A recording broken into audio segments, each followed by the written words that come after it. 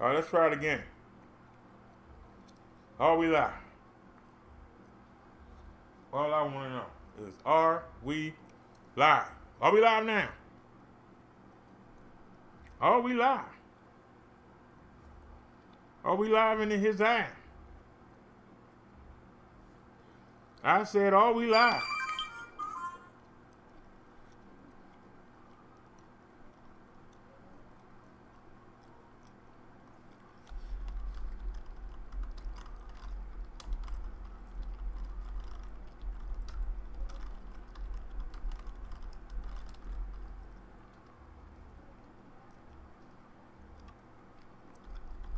We are live, and we let everybody know.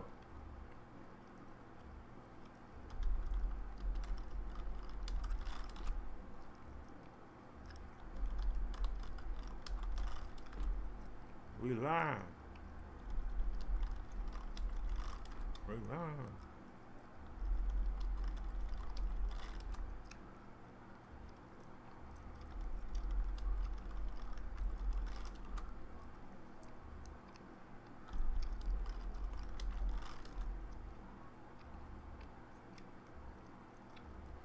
Yeah.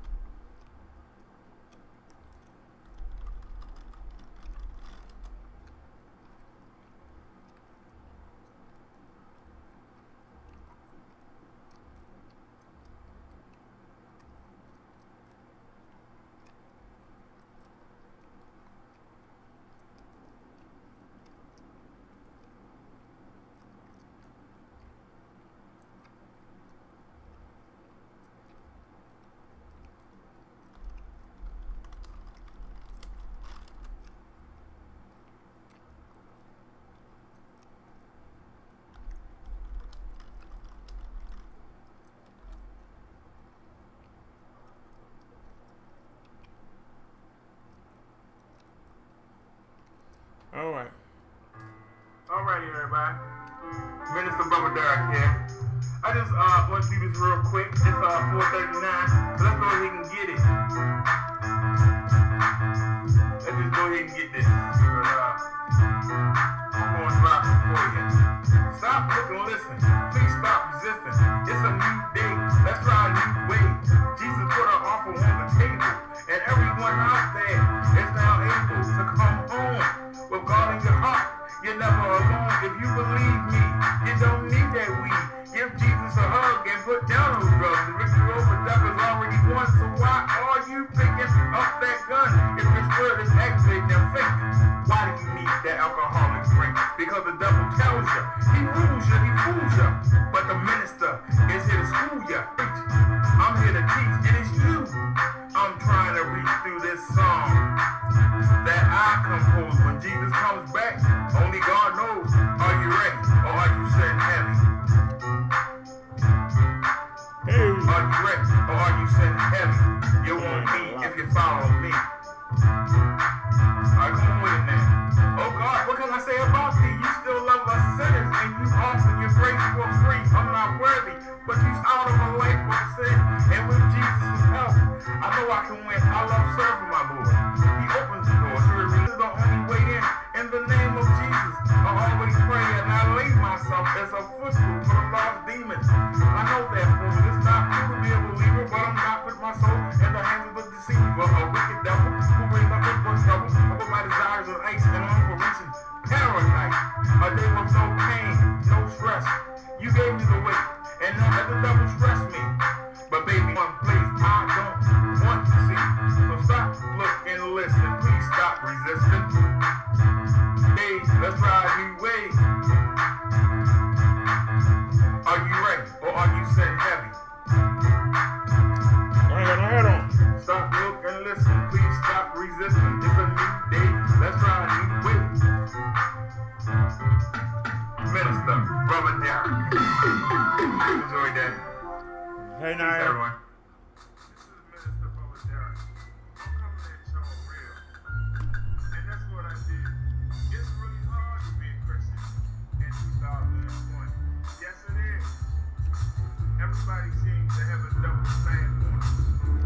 I'm getting on my nerves now. Back in the world. We are considered weak. We are considered soft. We are considered dumb for believing in the book. But yet these people have no moral. And you see where the world is going to be. We get no credit. So this is for those who are ignorant, who are remaining, who are thinking on the Jesus. Let's get it. Every day I dance before the Lord. So I stay connected to Jesus like an extension cord. I walk around the stripe as long as my name is in the book of life. Let my light shine. Let it broadcast worldwide. My God. Here we go with the program. Another day. My goal this earth is a fruit. I help my fellow man deal with the devil. He's a liar. He's a fraud. His desire is to keep me away from my God. The most people I come off as righteous, but if tempted, I might just do the things that God can't stand. He frowns on. Every day, I've been reborn. I've been hit with many opportunities, and I remain in unity. Father, love sounds loud, but there is a ring of Father. I remain missing out. Most other people who lie, steal and cheat, say content, they're posting high. Doing right is a headache. There's got to be a better road to take. You know, a middle ground between Jesus and Satan. I know who to follow me. I'm not debating, but what I'm waiting for. Satan is winning the battle, but God is winning the war. Every day I dance before the Lord, so I stay connected to Jesus like an extension cord. I walk Hey, Liz. right as long as my name is in the book of life. Let the light shine, let it broadcast worldwide. I let Jesus be my guide, and if he lets me live another day to come to the people of the day and salvation. Stop saying that God and start winning. The Lord is in control. He's in heaven is my goal. This earth is the first level. I help my soul man deal with the devil. He's a liar, he's a fraud, his desire is to keep me away from my God. There's a struggle every day to stay on course. I'm behind the enemy line, so I use the word of God as my force, my resource. Becoming immune to the negativity that surrounds me. The devil has a bounty on my head. Sometimes I dread coming outdoors. I feel like I've been repping for this whole thing. It's trying to and hurt me where it counts temporarily. These lies to distract me physically, financially, but these things don't mean jack to me. I turn my back to thee. It's not easy. It's in man, things could be greedy. So I always want what we can't have. A material means nothing to me. Hey, don't make me laugh. A pillar to a bench, but the difference is all show. Cause both of these things will take me where I got to go. But if I cheat or steal, now I lose all perfection.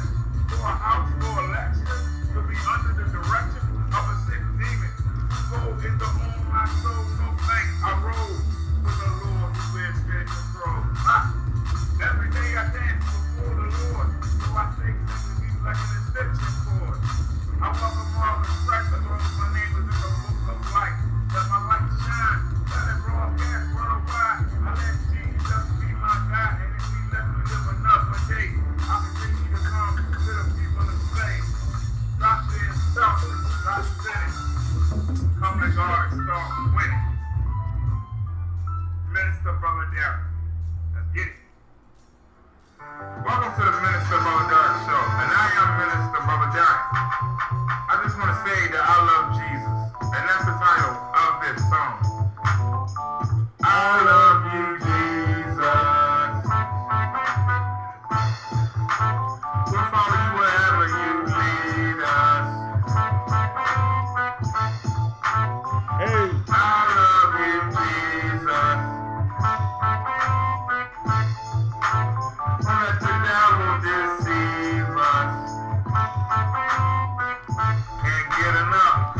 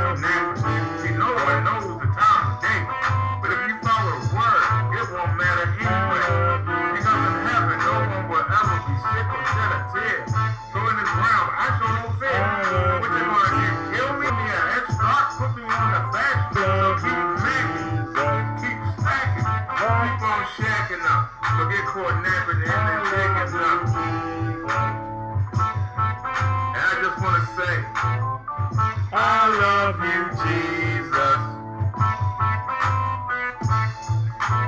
Follow you wherever you lead us.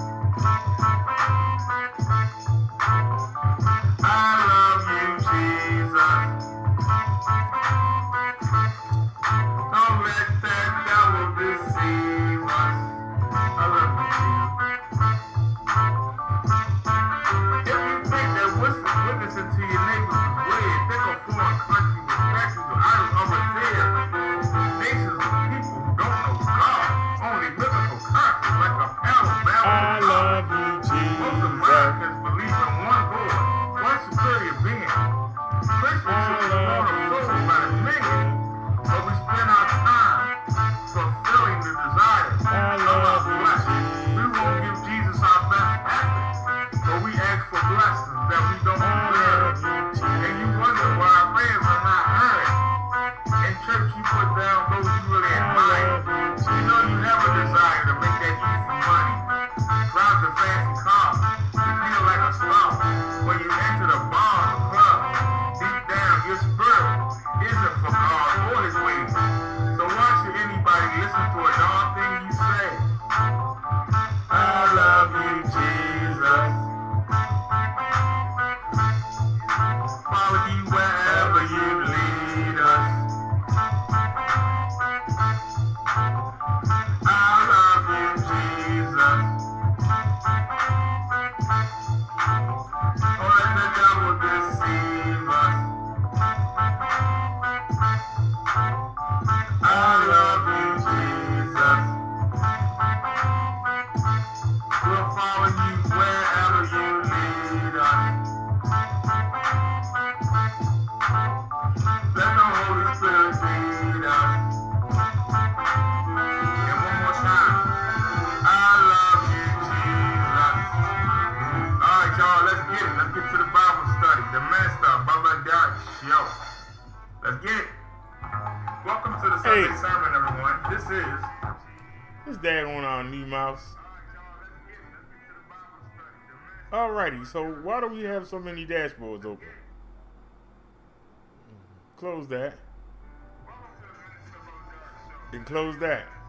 This should be, why do we have so many dashboards? Okay. Okay, so, wait a minute now. Why do we have so many dashboards open? So what's this? We don't need that. Close that. Now go to live dashboard. Alright, there we go. Alrighty, y'all, welcome to the show. Y'all know we still dealing with this, still trying to use this, Streamlabs OBS.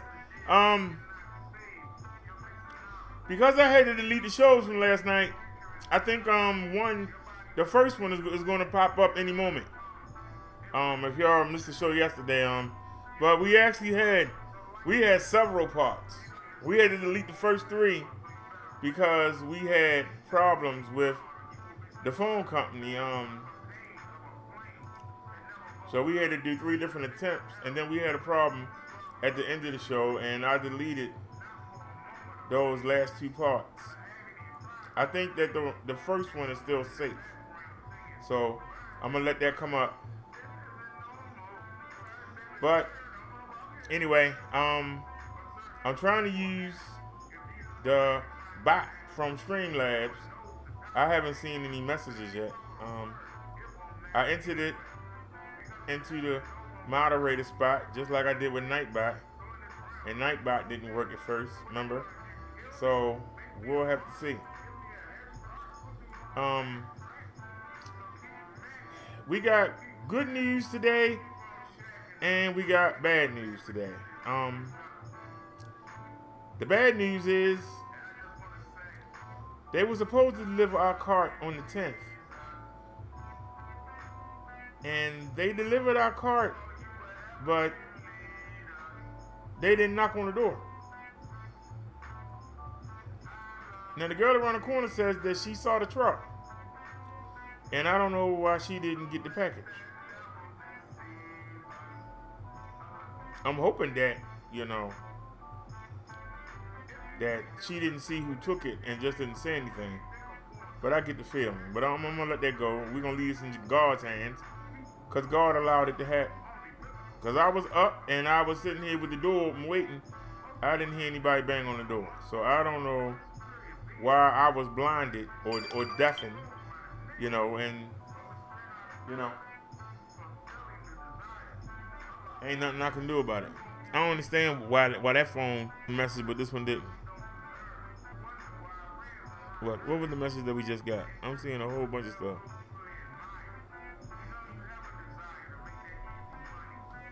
I don't know what that message was. It didn't come to this phone. And we getting hit with them. What the heck going on here?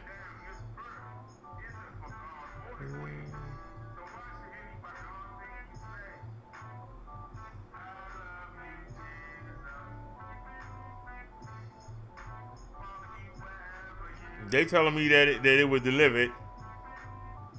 Why are you telling me that now? Sir, why are you telling me that now? So anyway, I called the people who shipped it, and they haven't. I left them 2 messages. They haven't responded yet. And I sat on hold. FedEx kept hanging up on me. I hate that computer they got. That automated system sucks. And I talked to somebody there. They asked me for my phone number, and so they're going to look into it. So we'll have to see. Maybe we'll wind up getting another one, but I doubt it. So anyway, somebody got our cart.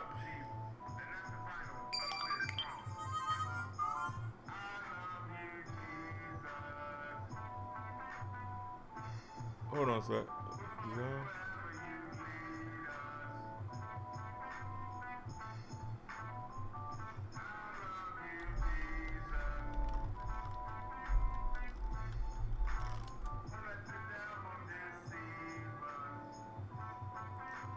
Really?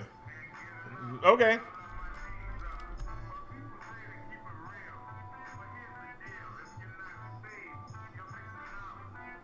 This new mouse. Well, I tell you, today has been a work. Hold on a second.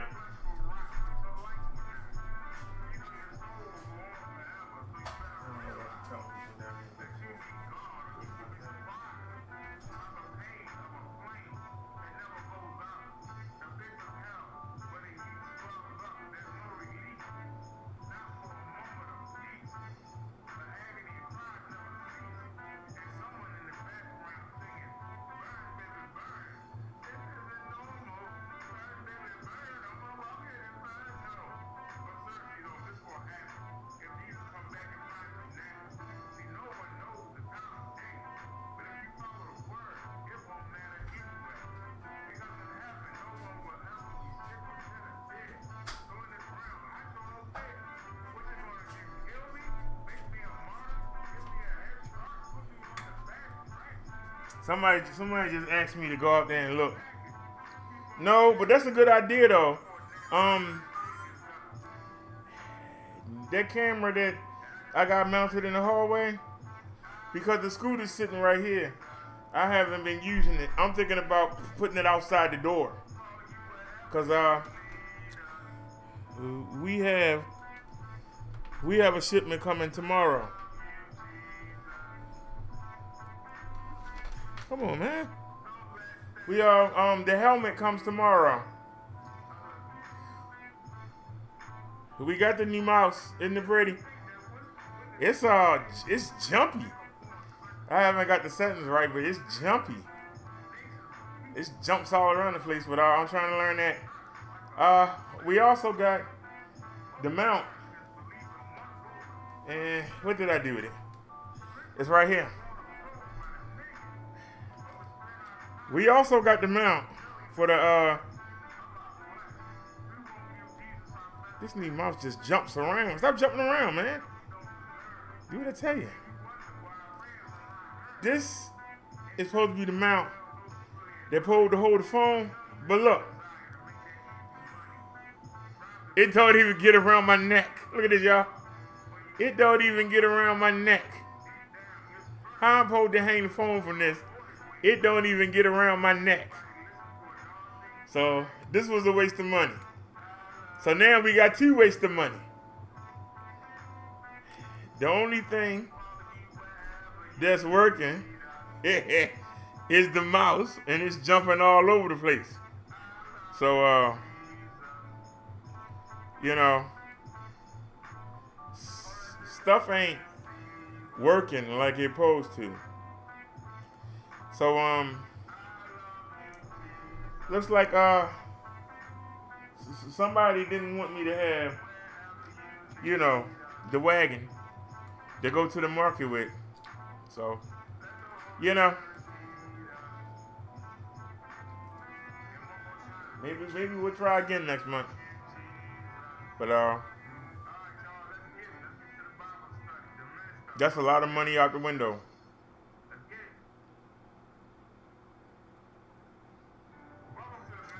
So we still gonna wait and see what this lady say.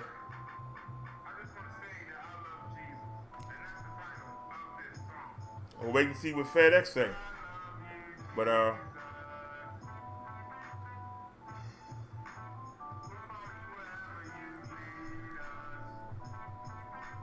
you shouldn't leave a package that size in an alley. There ain't no excuse for that. You don't leave a package that size in an alley.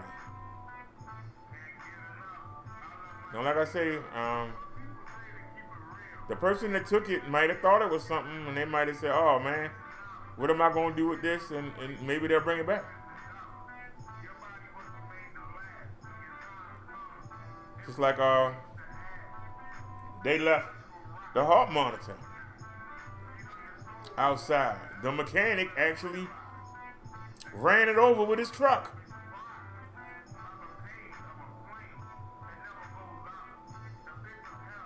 That's why I say I just looked out there. It's people right there in the alley. Somebody saw what happened. Somebody saw it. But see, that's black people.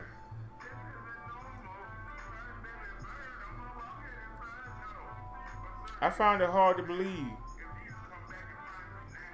that my neighbor said that she saw the FedEx truck and that she said she saw somebody struggling with the box. Well, why didn't she go get it?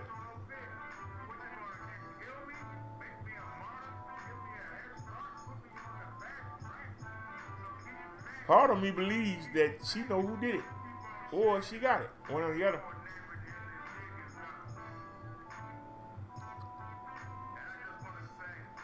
But if that was Amazon, they would just replace it. I don't know what this lady gonna do.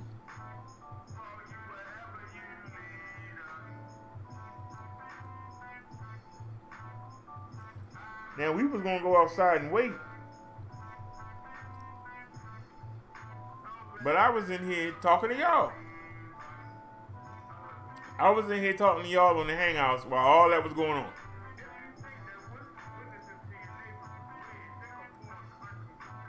So, you know, we got blinded, and the devil did his work.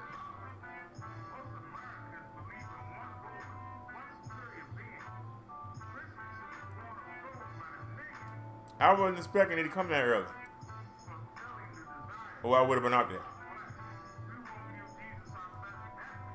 Hey, Tony. So I'm a little disappointed, but you know, God let this happen for a reason, and let's see what his solution is. But there's no reason for him to let somebody take our stuff.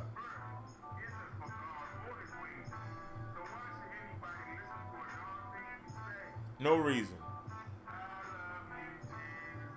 There's a reason why Band 13 is dead right now, when that's the band we've been using to do the show with. You know, there's a reason why we all of a sudden can't take the bike into the market. See, there is I didn't realize the animation was still because that's what was available. Find me some black Jesus. What you call them and I'll use them.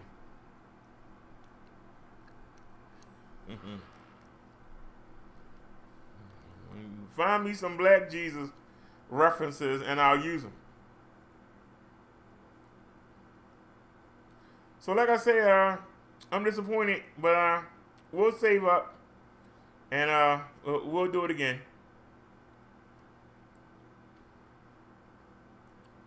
We'll save up and we'll do it again. If that's the answer, then But like I said, I really find it hard to think somebody will at least see what it is and say, "Oh man, I can't do nothing with this. Let me give it back."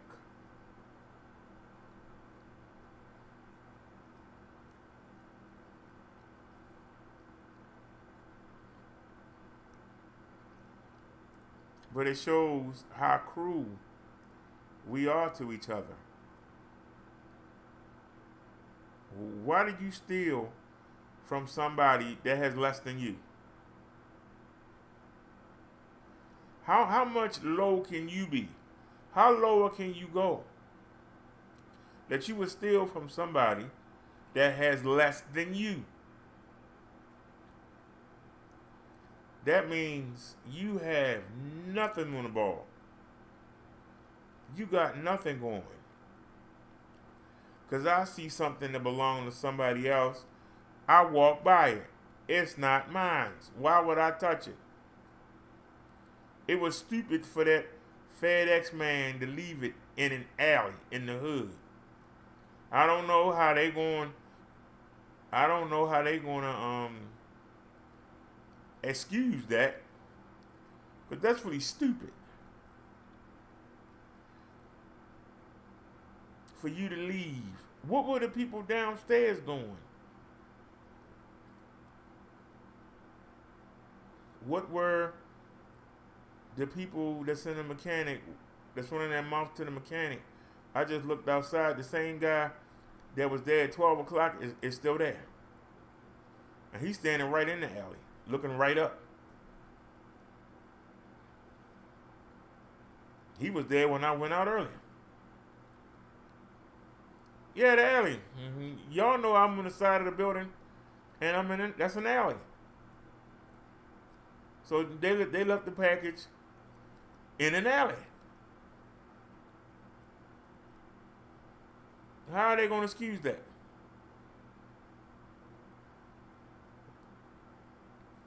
He or she should have put the package back on the truck and brought it back the next day and said, "Hey,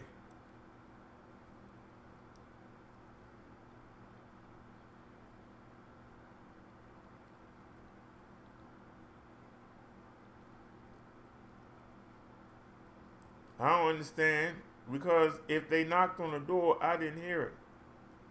But if they did knock on the door, maybe I'm upstairs, maybe I didn't hear it. But I know my neighbors downstairs heard it. Why didn't they answer the door? They know I was waiting for a package.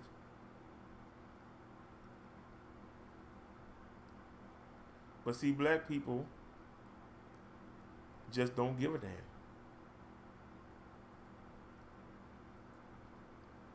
Now, if it had been something of theirs, they would want to know why I didn't take it in. But it never occurs to them to do the same thing back.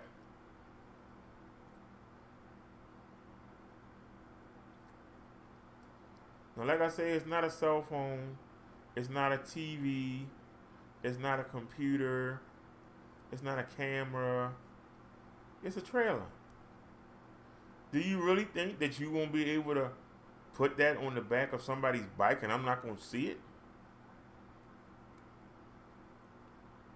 How do you know that I won't see you with it?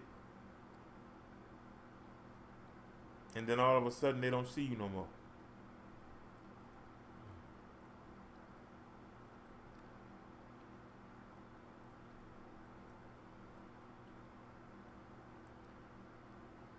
Well, I'm gonna have to make it. I'm gonna start making my packages signature only. Now tomorrow, the helmet that the Facts of Life got us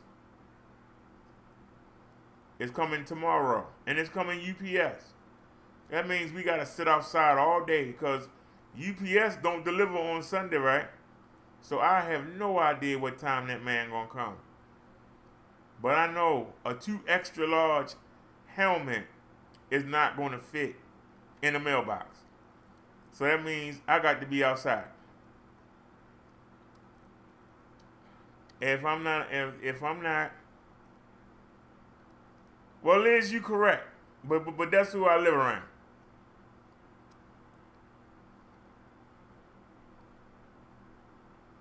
Somebody saw somebody lug that big box. That thing is at least this big. It might only be this thick, but it's this big. Didn't nobody sit there and see somebody struggle with that. That thing ain't light. It's an actual trailer.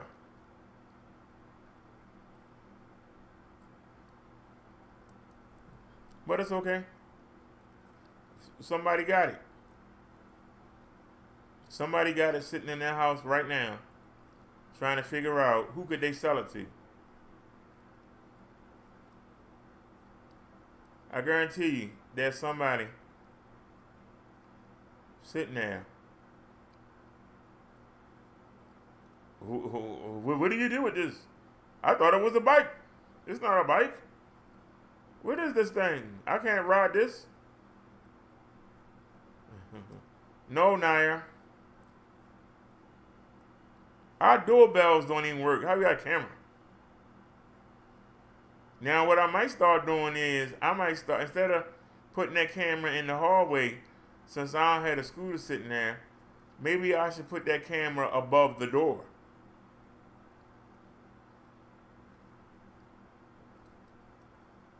Maybe if I see it's a way to rig the camera in front of the door.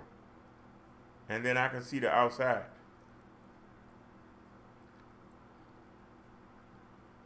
But by me living in the hood, is somebody going to snatch it down? That's going to be the problem. By me living in the hood, is somebody going to snatch it down?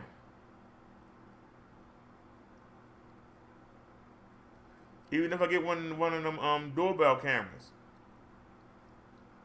is somebody going to snatch it down? The problem with the doorbell cameras is that they work on Wi-Fi. That's the problem with that. They work on Wi-Fi.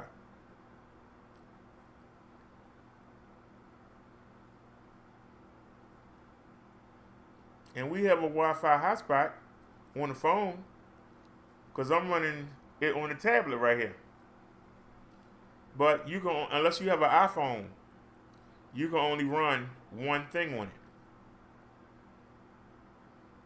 Now, that's just more expense. So if I look and I find an old iPhone, maybe a 5 or 6, then I'll be able to use that. And then I'll be able to put a camera online and be able to put, a phone online and be able to monitor it. Because right now we're using USB tethering. And I don't know, that's considered hotspot. It's considered hotspot. But I'm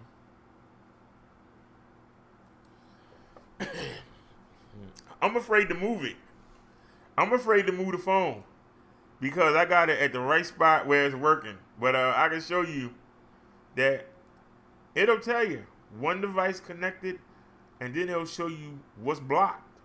It actually blocks anything else that tries to connect to it.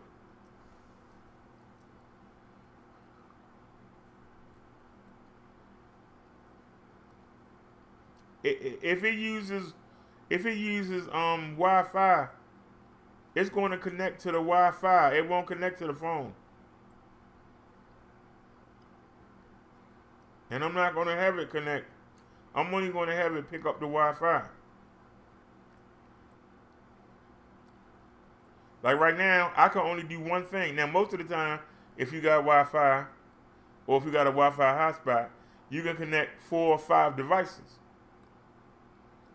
But in order to give you unlimited, they only let you do one at a time. And I've been trying to figure out a way to beat it. I beat the 5 gigabyte limit.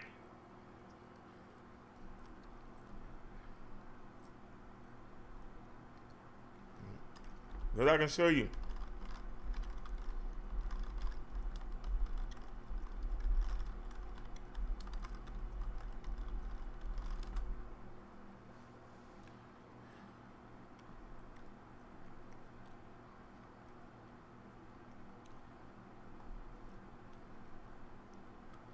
You can see it right here. There's no limit on the amount of hotspot data you can use, but the speed is capped. See this mouse jumping around? Why you keep jumping around for, man? It's jumping all around. Look at this. What the hell? Let me turn it off and see if it reset to its original settings. Turn it off. All right, now turn it back on. Can I use it now? No, it's bouncing around. I mean, it bounces. Y'all can see it. How you stop it from bouncing around?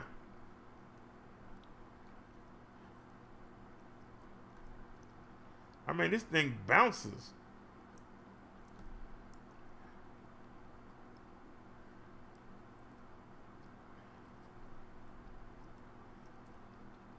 Oh, here we go right here.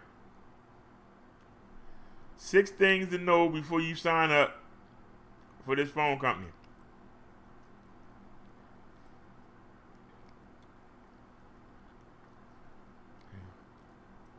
Hey, what are you doing? Hey.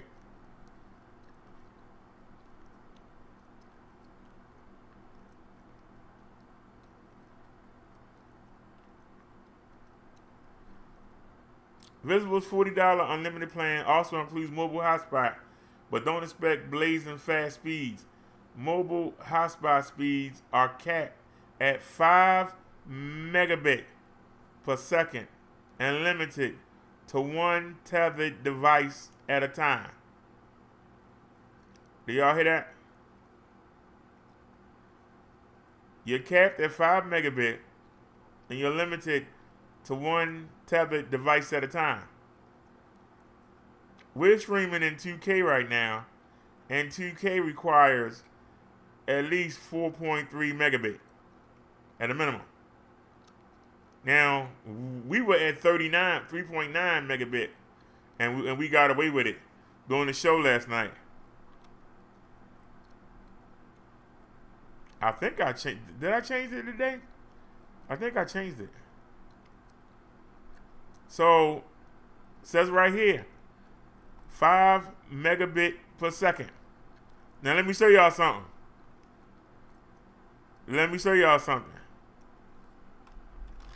Let's go to speed test.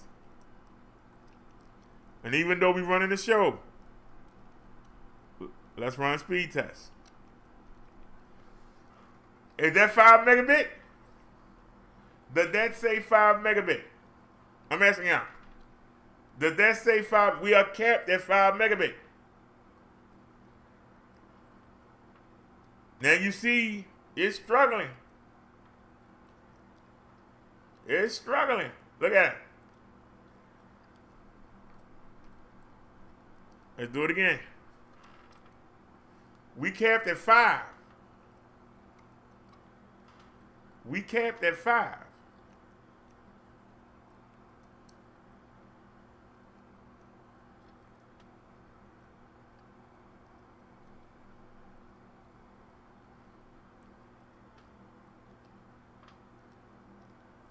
Now, when I started the stream, we were doing 7. But okay. So I figured out how to get around that, but I can't figure out how to get around the block. I can't get around the one device at a time. Now, if I can get it to do more than one device at a time, or if I could get some people to sign up with me and I could use another device and we would all pay $25 a month. But I would need some people. I can't afford four different phones at $100 $100 a month. But two phones at 25, I can handle that. But I would need two people that's used to Verizon.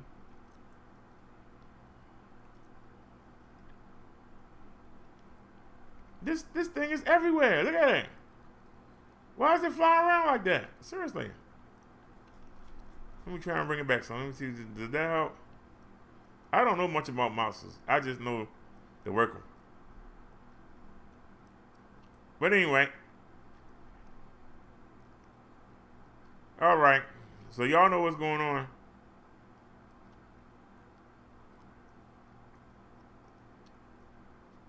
Tony says, I told you the secret. It wasn't UPS, it was FedEx. But you said if you don't want to wait for UPS all day, you go find it and get it from him. Well, he riding around in a truck, and I'm riding around in a bike. But my fat behind on it might do 9 miles per hour on flat ground. Uphill, we're going to do about 7 or 6 if I pedal with it. Maybe 5. How am I going to catch a truck that can do up to 100 miles an hour? I'll be riding around all day.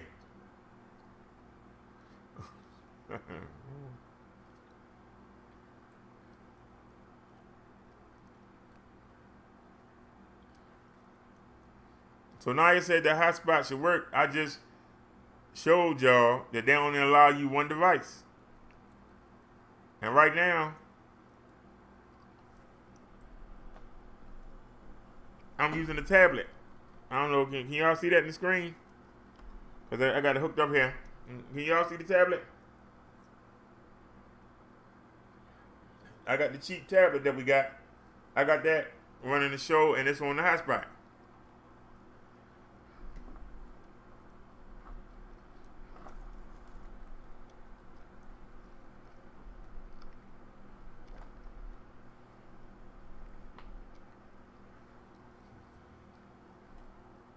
And so I see what y'all seeing,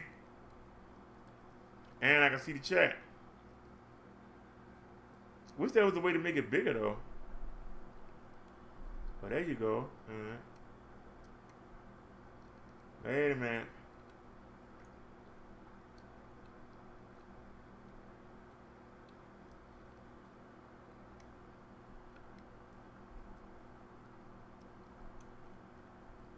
All right, I really got the chat big now. And Tony said they always found me when I was delivering at the strip malls. Okay, hold on, we gotta bring in some.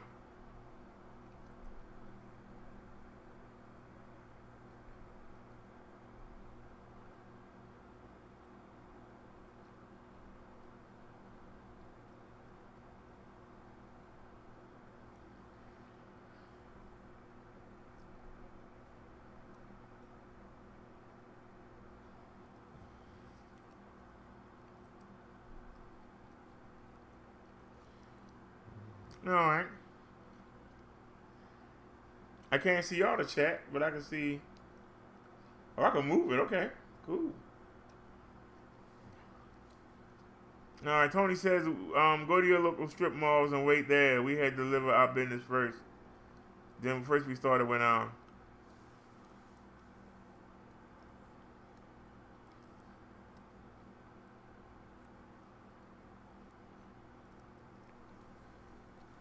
Okay, we would have to go over there by the market to do that. Well, does it work better without it?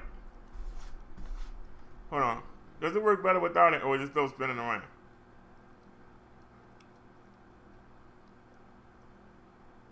Yeah.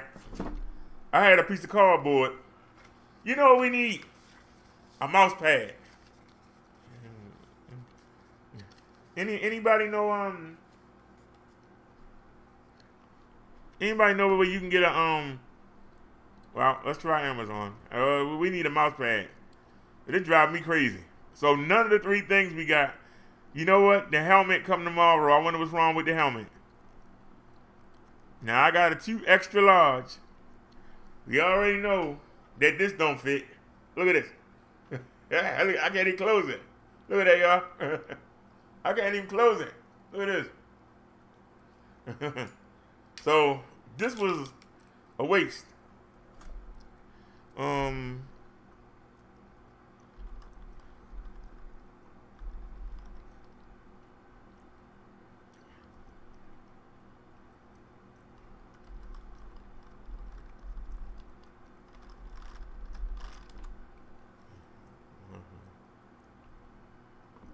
right. What's the cheapest mouse pad we can find?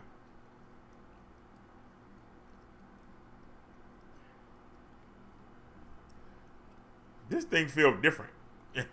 I'm trying to get used to it. Cute mouse pad we can find.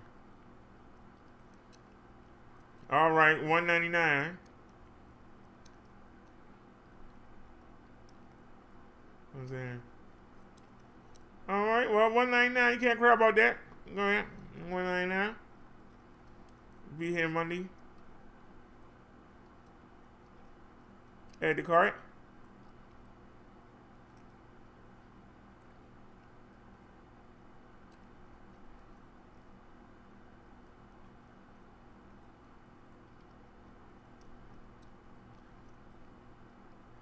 Go to cart.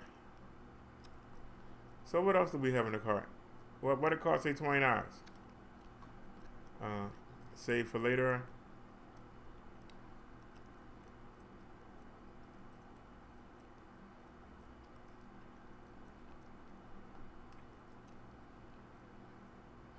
The bike lock for the cart.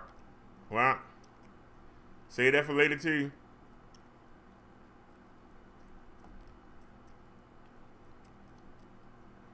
Yeah, you can save that for later too. Not important.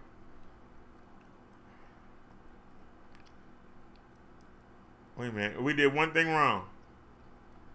We didn't look at the what you call them? I mean, it's a mouse pad. I mean, you know, it's a mouse pad.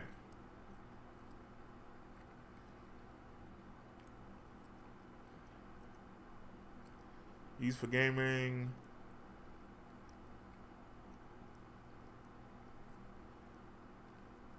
It's hard to explain how someone could mess with a mouse pad until this day mouse pad delivered.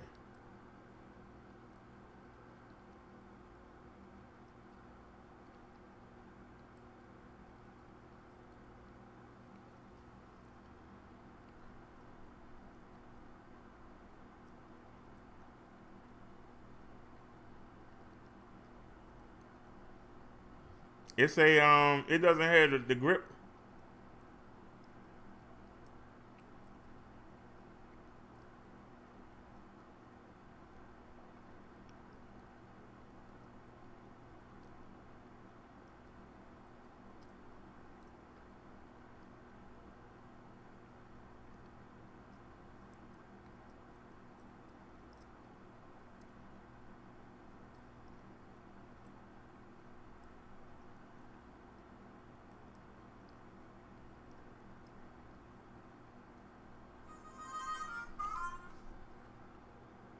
Oh, that's another YouTuber.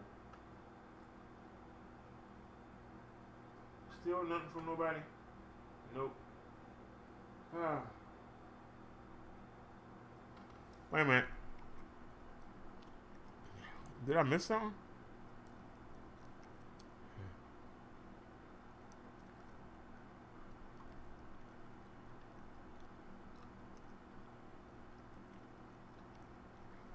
Okay, that was something somebody said earlier. All right, it's only $2. Let's get it. It's only 2 buckaroos. I wonder what's gonna be wrong with this.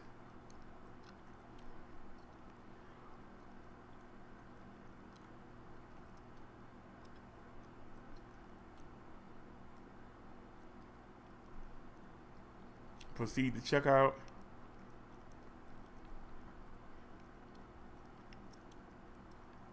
See that? I hate the wrong. This daggone mouse.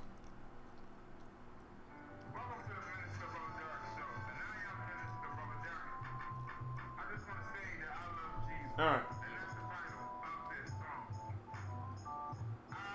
Is there anything left from the helmet? I know it's more than $2 left. They gave us 35. Yep. Alright, 211. What payment? That's fine right there. Send it.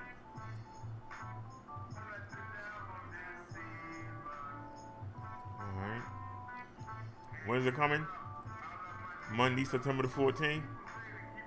Place your order. Alright. Mouse pad is coming. Okay. Let me out of here.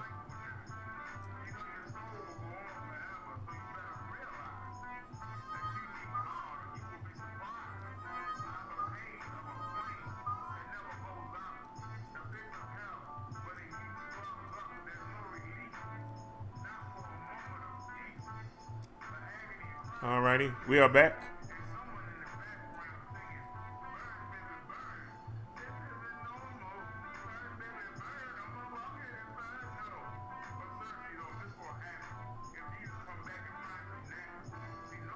All right, y'all. Now that we dealt with that, let's see, life go on, and the devil think that he slowed us up. I can keep these in the backpack, and maybe next month, if we don't get nothing out of this, we'll try it again. Oh, before we start, I showed y'all this. Now, I'm mad at myself. I didn't think of this before. Now, this looked bigger on the dude. This thing hung down about here in the picture. On me, this thing don't, look at this. I'm joking. So, what did Brother Derek do? Brother Derek should have thought of this before. I should have thought of this before. Let me show you what I did. I took one of our chains.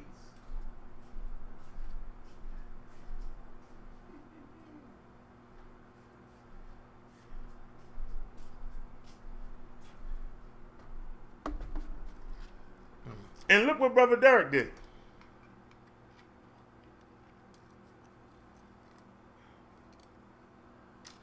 I took a piece of string. Can y'all see that? I took a piece of string and I tied it. Now, it's supposed to be like this, right? That's how it's supposed to be, right? Look what I did. I took one of the chains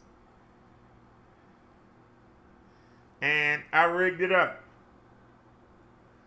I took one of the chains and I rigged it up. So, give me this whole phone. So, this is what you do. You turn the phone that way after you got it set up for your mobile live, right? And then you put it in. You put the phone in, right? And so we're going to need a bigger chain. Because I don't know how long this thing going to hold. But look.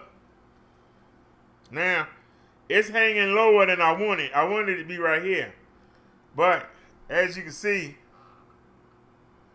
so now we do the mobile lives. It'll be on my chest. instead of being on the bike doing all like that. So hopefully it won't move as much. You know, I don't move my chest, so hopefully y'all don't get those jitters. But I wish I could have thought of this beforehand. You know what I mean? I wish I had thought of this beforehand, and we wouldn't have bought this. Now I want you to take a look at that. Look at how much is left over. Look at that. I got worked. We got worked on this. It might come in handy for something else, but we got worked on that. We got worked. So, no trailer. The mouse is bouncing all over the daggone place. But at least it's working. And I could have just done that my daggone self. I did. Do it my daggone self. Now we're going to need a bigger chain. I don't know how long it's going to hold a cell phone, but yeah, nah, it worked for right now.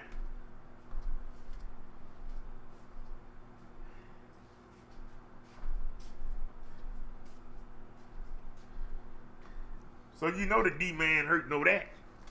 So doggone it, the boy and figured it out himself. Yeah, I thought I had him on that. But he got us good with the wagon. Ain't no getting around that. He got us good.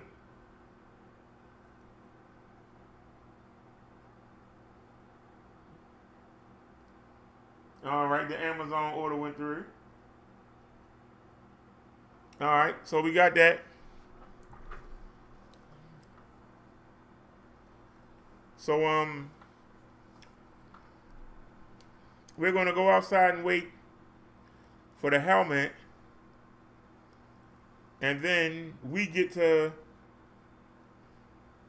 ride up to the market. I'll have the backpack, and we'll get some more stuff. So it's all good. Anyway, our topic for today here on the Saturday sermon.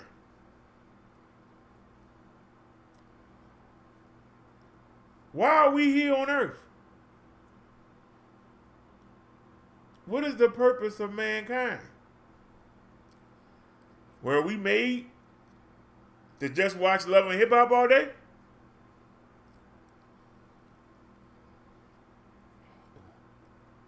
Oh, Liz said what the helmet look like. I'm sorry, I didn't show y'all. Wait a minute.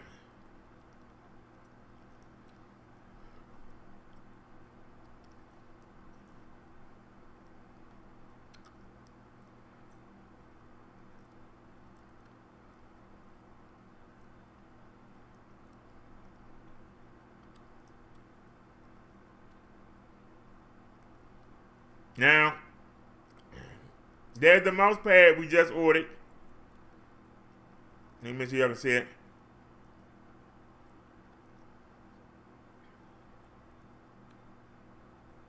Wait a minute. See, I remember now. I can look on the screen. All right. Y'all should be able to see that.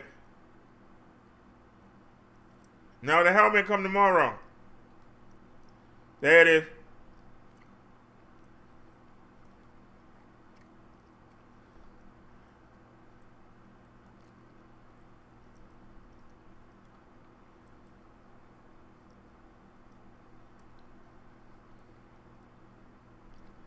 That's it right there. Now that's something I'm noticing. As much as I like being able to see, I can't see the whole screen. I'm saying actions.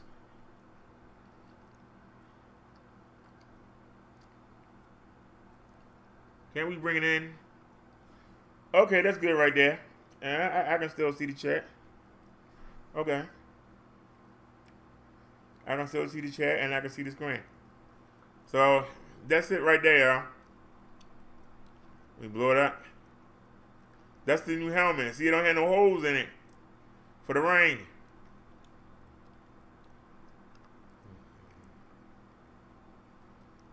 And I like the fake leather that go by your ears. We don't have nothing on our ears, so that help keep us a little warmer in the wintertime. But y'all see it's an X large, 2X. Now I couldn't find a 3X for under $80. So we got the 2X. Now I believe that the helmet that I got now is a large. So this is a 2X. So it should fit my big head. It should fit my big head. Hopefully. As y'all see arriving tomorrow by 9 p.m., the mouse pad comes Monday by 9 p.m. Y'all see that, right?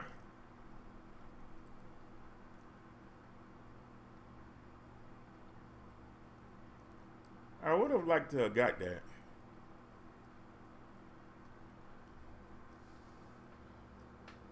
I really would have liked to have got that. Do you need it? No. But I want it for the front wheel.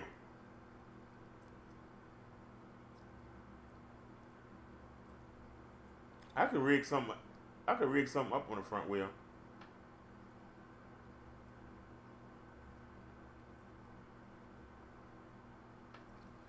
I could rig something up on the front wheel.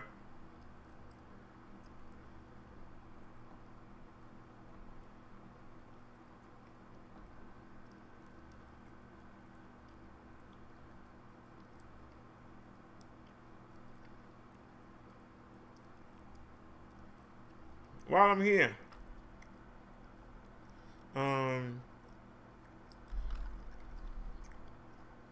2,000 lumens. 2,000 lumens bike light. The big light is on the scooter, and I don't want to move it. The big light is on the scooter. I don't want to move it. So now that it's getting darker sooner, and might as well get this. See if the devil gonna steal this too. What the heck? Now I put in 2,000 lumens. Why are they putting this itty bitty things up here? They kill me with this, man. I said 2,000 lumens. No good boy, there ain't no 2,000 lumens. Give me something bright, man. That's 200 lumens. We need 2,000, baby. We need something bright so y'all can see the video. It's gonna be on my chest now, so y'all need light. That one that we got is not that bright on the bike. That's like for little kiddies. They ain't got nothing good. 400 lumen. That's 800 lumen. 450. 600. 400. Come on, we need some power. Can we get some power? 800 lumens. That's 1,000 lumens. 1,000 again. We need 2,000 of. That's 1,000. We need 2,000. That's 1,000. 1,000. That's 1,200. Okay, but that's 1,200 for 17.99. That's 350. Oh Lord, we went backwards. That's 1,000. I think somebody's gonna actually pay that itty bitty thing.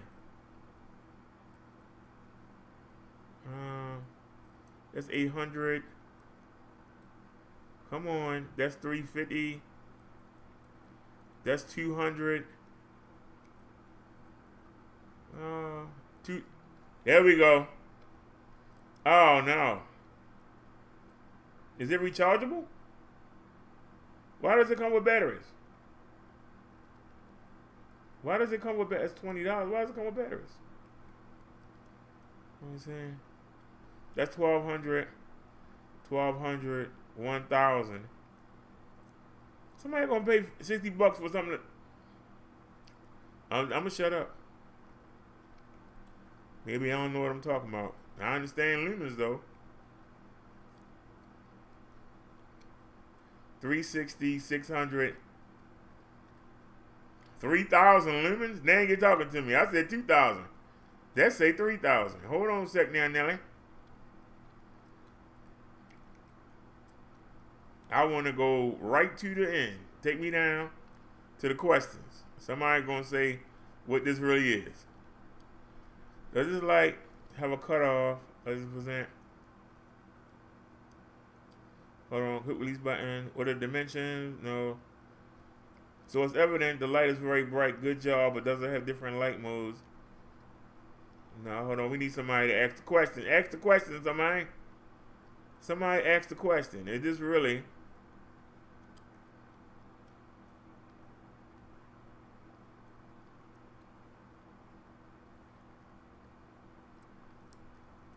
How do you determine the lumens of both front and rear? The front has 3,000 lumens. I want to hear somebody confirm that. Hold on.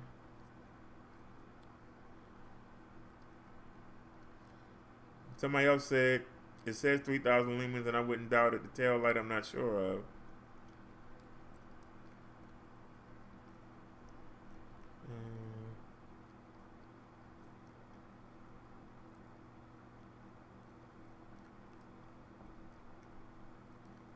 Nobody asking the questions. All right, let's come on down here. All right. First, the good. The light and the functionality of the light in itself is great. 5 modes of operation for the light, and they are high, medium, strobe, SOS, Morse code.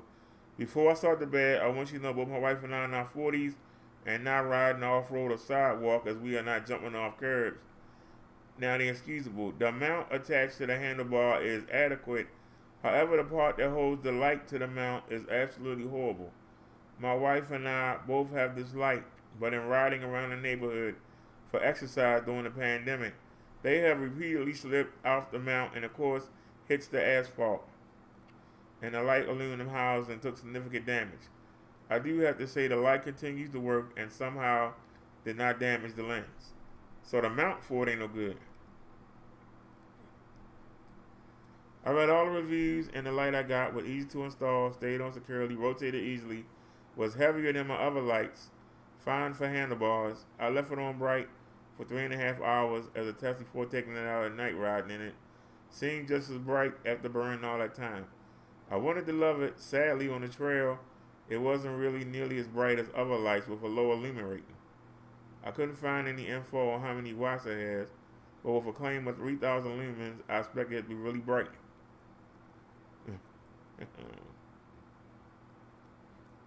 Okay. Somebody said, I bought this for the city streets and it's okay for their usage. I just started riding my bike again after a long absence for some exercise, and due to the recent heat wave, we've been waiting for the sun to go down before heading out. After a minor incident with a pothole on a dark street, I decided some illumination was in order. There are about a zillion of these types of lights on Amazon, so I just sort of picked one with decent reviews and went with it. It works well for illuminating the street ahead of me, but I would like a more focused cutoff on the beam. I would keep it tilted downward, not to blind oncoming traffic, so the main focus of the light isn't as far out as I like, but it's okay. I haven't womped any more potholes. The blinking functions are good, very hard to miss. The rear blinker is okay, not super bright, but fine at night. By day it's noticeable, sure, but not some tail lights I've seen. They are just fiercely bright. I do like the rechargeability of the blinker because I have a tendency to forget to turn it off. Alzheimer's strikes more often these days. Battery life is good, maybe 2 to 3 hours at full brightness. The build quality seems right strong, okay? I bought the USB rechargeable headlight for my road bike. I had used a Night Rider light that I had about 15 years, needed a replacement. The 3,000 lumens is more than adequate for my city and rural riding. I only use the low beam and that's sufficient. However, I haven't charged the headlight yet. The indicator light is still green. I have charged the tail light at the initial usage. The headlight seems to hold the charge as long as advertised. There was a user evaluation video on Amazon, which I found very helpful, but I can no longer find it. This headlight and tail light is easy to install, very bright, very easy to put it on. Alrighty.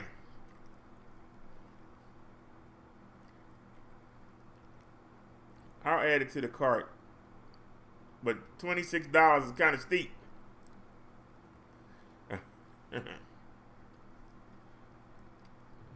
$26 is kind of steep. We might have to go back to one of them 1,000 lumens. Yeah, that's kind of steep.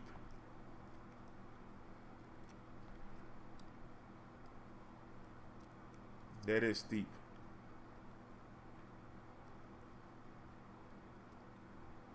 A little teeny light. Yeah, bull crap.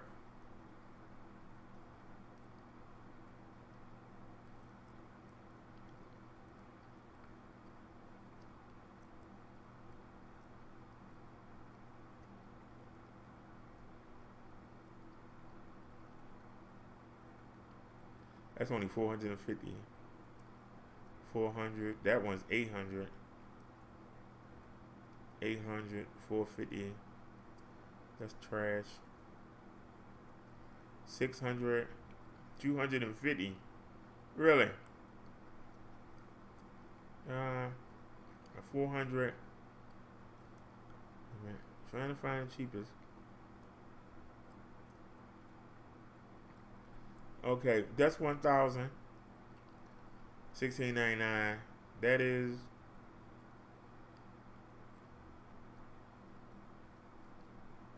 That's 18. Well, you might as well go ahead and get the 3,000. Seriously. That's 1,200. If you're gonna spend 18, you might as well spend the 26. Seriously. All right. Yeah, I might as well spend the 26 then. Seriously. All right, so let's get to the show. I'm sorry. I just happened to look outside and notice it's getting dark already. And it's only 7 o'clock. I don't know what time the mailman coming tomorrow. He can come at any time because it's Sunday. So we're going to be outside. And so I didn't want to get caught. I told you we're going to ride to the store. I didn't want to get caught. You know. I didn't want to get caught out there in the rain. Another issue we're going to have is power bank. With it on my chest.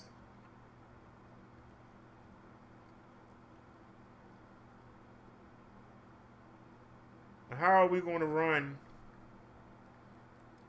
the power bank? Where am I going to put the power bank at?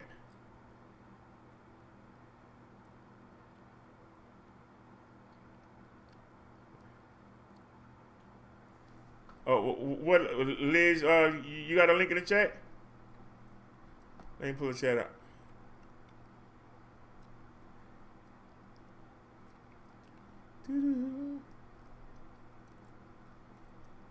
Liz.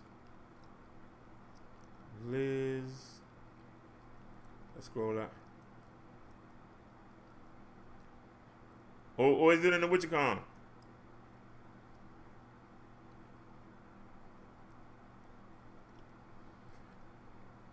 Oh, the Hangout, okay.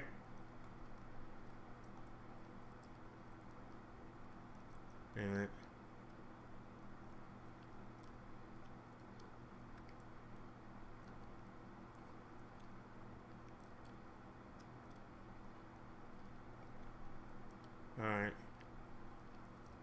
All right, y'all. Let's go ahead and now take a look at Liz's link before we get started. Give more people a chance to come in. Maybe they'll see some drama or something and get excited.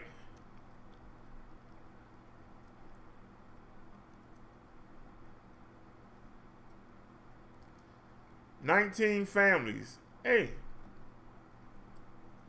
you put my nerves in there. 19 families by nearly 97 acres of land. What the hell?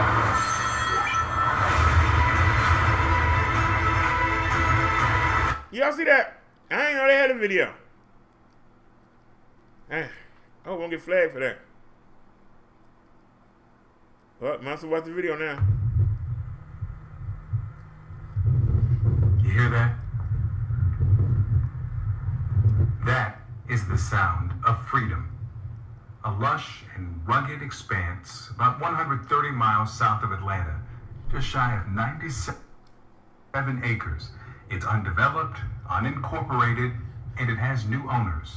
It feels amazing. It feels really amazing. I cry every time I come here. Renee Walters is one of them. She's president of the Freedom Georgia Initiative.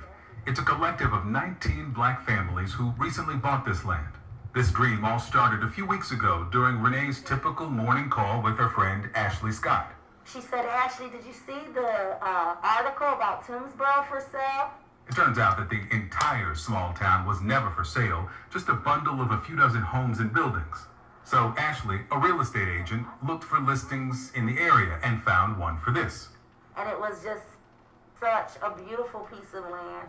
It was affordable, and it just made sense that we could create something that would be amazing for our families. Why were these two women interested in the prospect of buying a town in the first place? It really was when we saw what happened with Ahmaud Arbery and George Floyd and Breonna Taylor and the protests. We both have black husbands, we both have black sons, and I was starting to get overwhelmed and have a sense of anxiety when my husband would leave the house to go to work. So watching our people protesting in the streets, while it is important, and I want people to stay out in the streets bringing attention to the injustices of black people, we needed to create a space and a place where we... Oh, come on.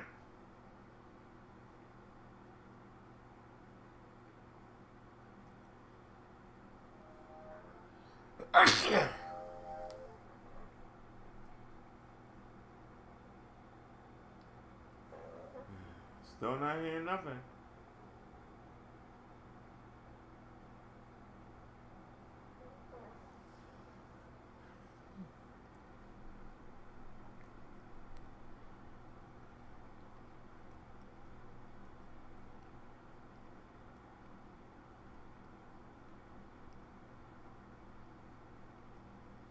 Nope, can't change that.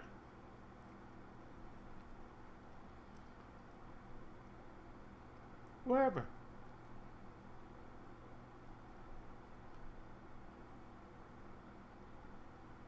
Alrighty, y'all. It's spinning, so I can't do nothing about it.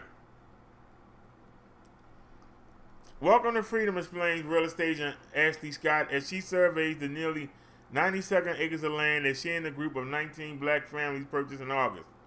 I'm hoping it will be a thriving safe haven for people of color, for black families in particular, Scott says. The land just sits east of Macon in rural Wilkinson County, Georgia. Scott and her friend, investor and entrepreneur Renee Walters didn't initially plan on buying a large plot of land, but they had a vision that was clear: to create a safe space for their black families. Being able to create a community that is thriving, that is safe, that has agriculture and commercial businesses that are supporting one another, and that dollars circulating in our community. That's our vision. Somebody who thinks like me, I need to get down there. Somebody I need to get down there to Georgia. The unrest that took hold of the country earlier this year after the killings of George Floyd and Breonna Taylor at the hands of police, and closer to home, the shooting death of Ahmaud Arbery while jogging outside Brunswick, Georgia, prompted the women to search for a new community and one they could start themselves. Watching our people protesting in the street, while it's important, I want people to stay out of the streets, bringing attention to the injustices of black people. We need to create a space and a place where we could just be a village again, a tribe again, Scott said.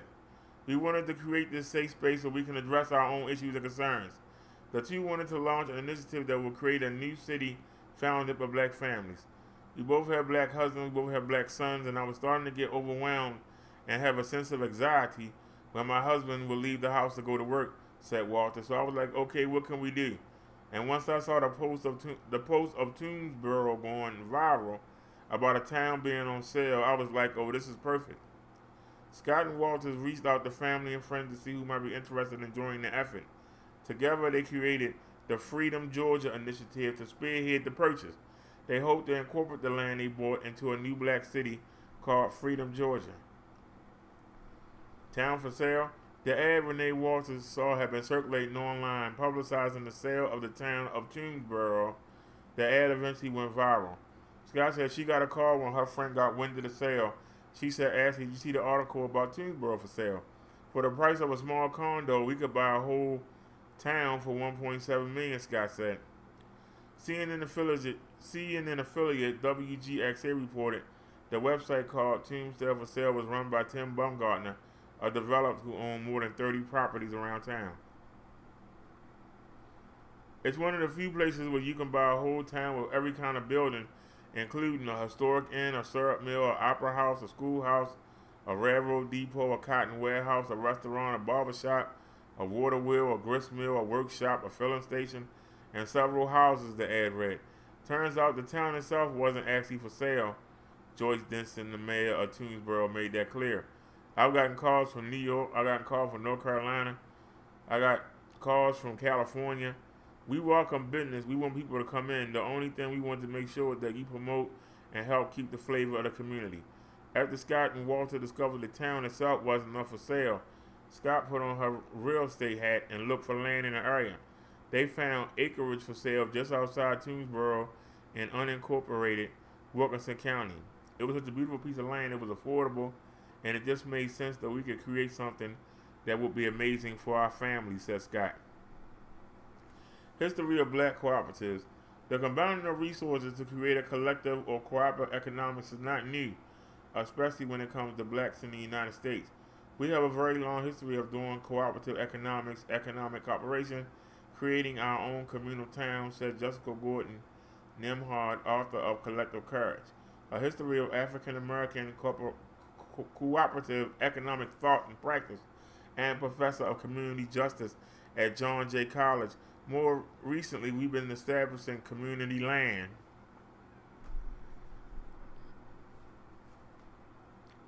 Community Land Trust, which actually gives official land ownership to the community. Hobson City, Alabama, was the state's first all-black city, founded in 1899 as the blacks were kicked out of neighboring towns. CNN affiliate WBRC reported in June that Hobson City residents celebrated Juneteenth with one simple message: Black towns matter, to celebrate the city's heritage. One of the earliest black municipalities was Mound Bayou in the Mississippi Delta. It was established by former slaves after the Civil War. Almost every society that had enslavement also had maroon societies, says Gordon Nimhard. They set up their own communities and started to farm it together, create a town, run a town, work collectively as much as possible, and basically have a secluded place that was totally community controlled in a way to be away from slavery. There were so many former black cities, said Scott. We hope we can be one of those as well. Scott and Walter said they've gotten questions about why they want to create an all-black city. Their response is something that's been done for generations. It's impossible to have anything exclusively black because our families are integrated, said Scott. We are integrated, tolerant, and diverse community, even as black people, so that we don't intend for it to be exclusively black, but we do intend for it to be pro-black in every way. We're creating a legacy. Scott and Walters plan to develop the land in phases. The first phase involved clearing the land, farming it, and creating a man-made lake for sustainable fishing. At a ribbon-cutting ceremony, Scott said while they don't know the exact history of their plot of land, the symbolism of reclaiming this land gives them an opportunity to rewrite their own history. They hope to grow within a few years. By the end of the development plan, they hope to have a fully operational, self-sufficient city, putting Freedom, Georgia on the map. To be able to pass this land down to my children and to the children that are represented by each of our 19 families as a piece of legacy, we're hoping to create legacy.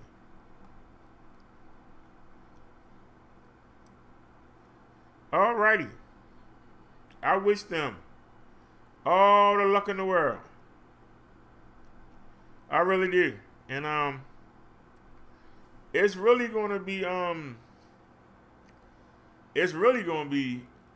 hard to do because they say that they're making a town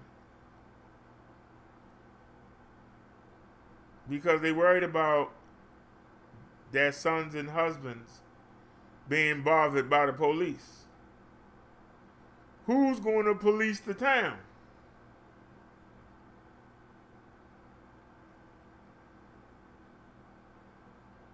When other races see that town flourishing, see right now it's nothing but a piece of land. They're going to start coming in. And they're going to start buying it up. And before you know it, so that's the hard part.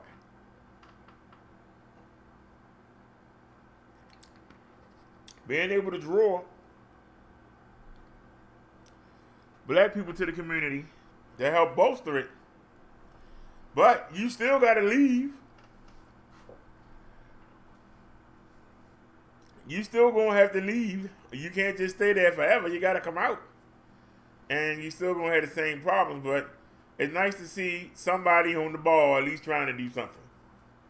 Okay? Now, wouldn't that be nice if in every state we could get together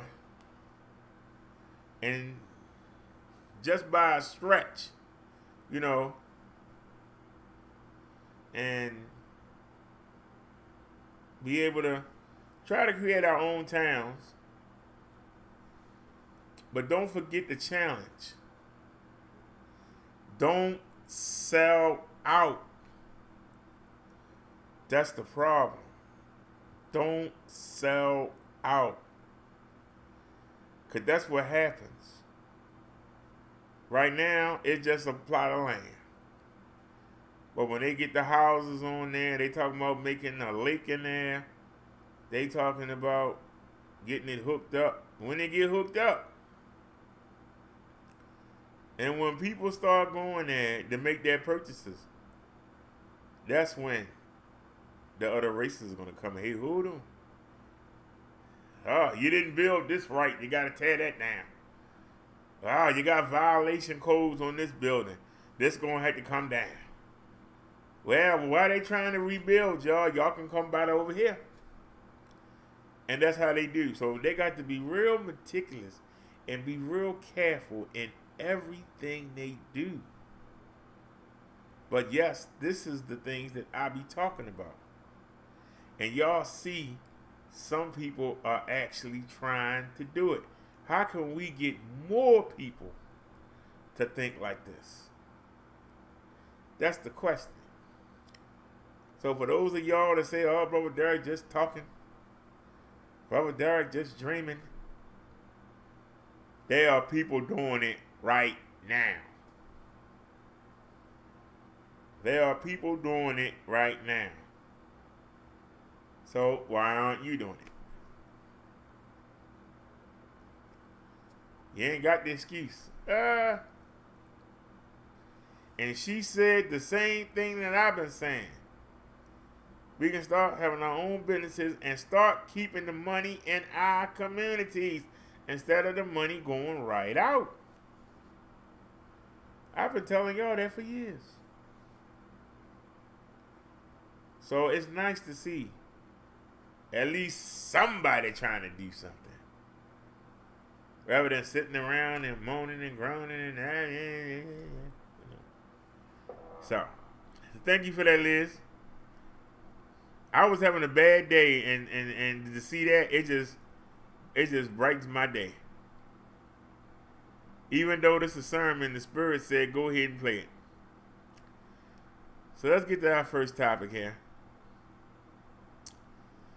Question is, what is the purpose of man?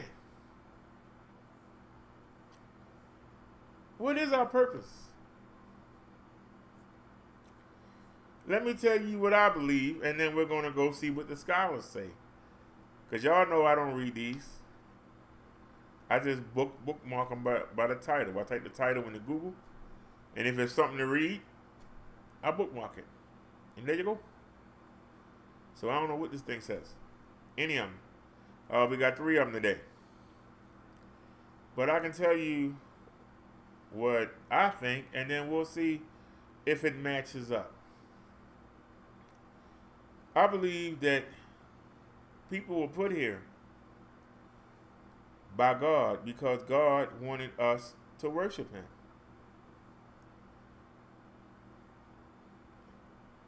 He had His angels, you know, and He just wanted some people, you know, because the angels, you know, they fly around and, you know, they really, you know, just do what He tell them. He wanted some people to He wanted some beings that He could just go look at and hang out with, and they will worship Him, you know. But He didn't want them to be trained seals. You know, the angels do what they supposed to do, and then there you go.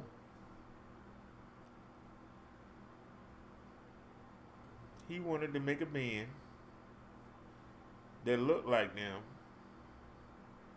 but their job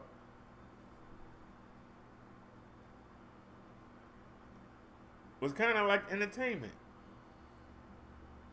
That's what I believe. He just wanted to watch and see how we do, and gave us the beautiful garden, and He can just come and hang out and just look at us, you know. He got all the angels up there, but you know, He made them to do something. And they all have jobs, whether it be making sure the sun come up or things like that. But He just wanted to make some beings where they could just live on their own and just populate, and then He could just come and you know, hang out and, you know,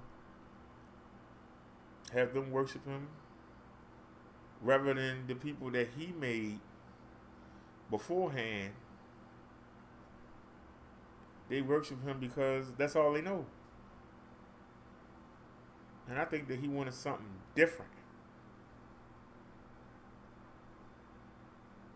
You know? And I think that the devil saw that and said, hey, why can't they worship me? Since they blanks. They aren't pre-programmed like the angels are. Maybe I can get them to worship me and follow me and do my bidding.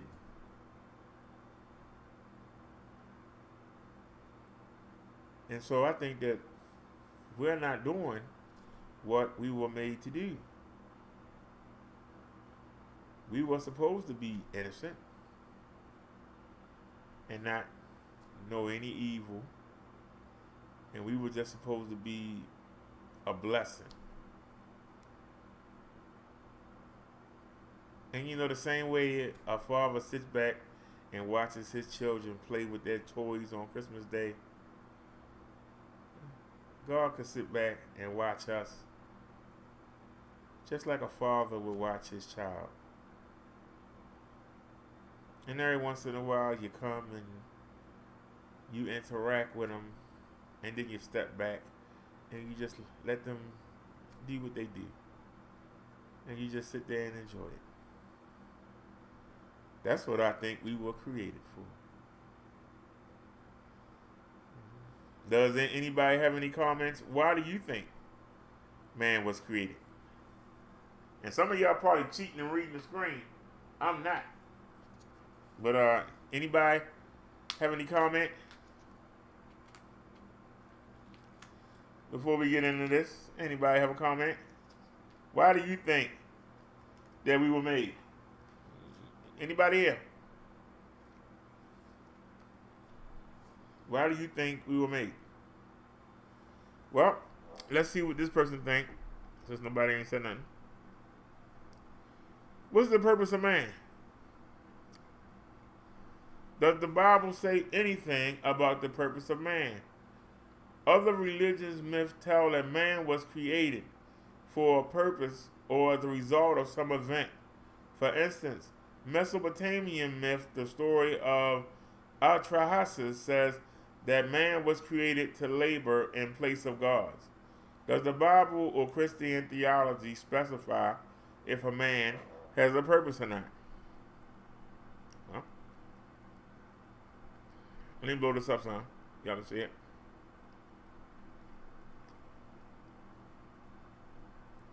Alright. The Bible tells the purpose of a man, and Christian theologians have agreed for a very long time on what that purpose is. God created man and everything else, but he did not do so out of need. God is absolutely free to do all his holy will and does nothing out of personal requirements. Psalm 115 is a wonderful song to God's freedom, where you find verses like, "Our God is in the heavens, he does whatever he pleases." God created man a reason, though. The scripture says that he created his people from the ends of the earth as those who I created for my glory. But this creative choice of God is passive. We passively reflect his glory by our existence. We are also created to do his will and thereby do all to the glory of God. This creative choice of God, along with our joyful obedience, means our lives have purpose and meaning. From the very beginning, although he did not need us, God created us with a goal, one that involved us making our every action important, and is guaranteed by his unstoppable and insatiable desire to see himself glorified. But there is one other aspect to our purpose. How are we to emotionally respond to this truth? The Bible is clear, so clear that the Bible and the church tends to join the goal of glorification with this appropriate reaction of the human spirit. Jesus said, "I came that they may have life and have it in abundantly." David said to God, "In your presence there is fullness of joy, and your right hand are pleasures forevermore." Asaph said, "Whom have I in heaven but you? And there is no one on earth I desire besides you." Do a word search on the word rejoice in the Bible and see how we are to rejoice in God's person and in his purpose. It is an accident that God's purpose and our pleasure are connected. He said, is it an accident? I don't think so. Thus, the Westminster Larger Catechism says in the first question, what is the chief and the highest end of man? The answer, man's chief and highest end is to glorify God and enjoy him forever. This is a wonderful summary of the teaching of Scripture on this matter. That's it. That's it. And I told you I don't read these. That was okay. Let's keep going. That was embarrassing. That's why we always do 3, because I don't look at these in advance. That was embarrassing. Okay, where's the second one now? Oops, that's not right.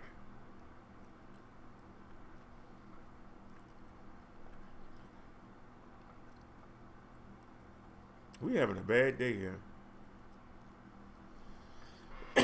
Brother Derek Show. What is God's purpose for the earth? What is God's purpose for mankind? How has God been challenged? What will life on earth be like in the future? Let's blow this up so y'all can see it, please. Go one more time. All right.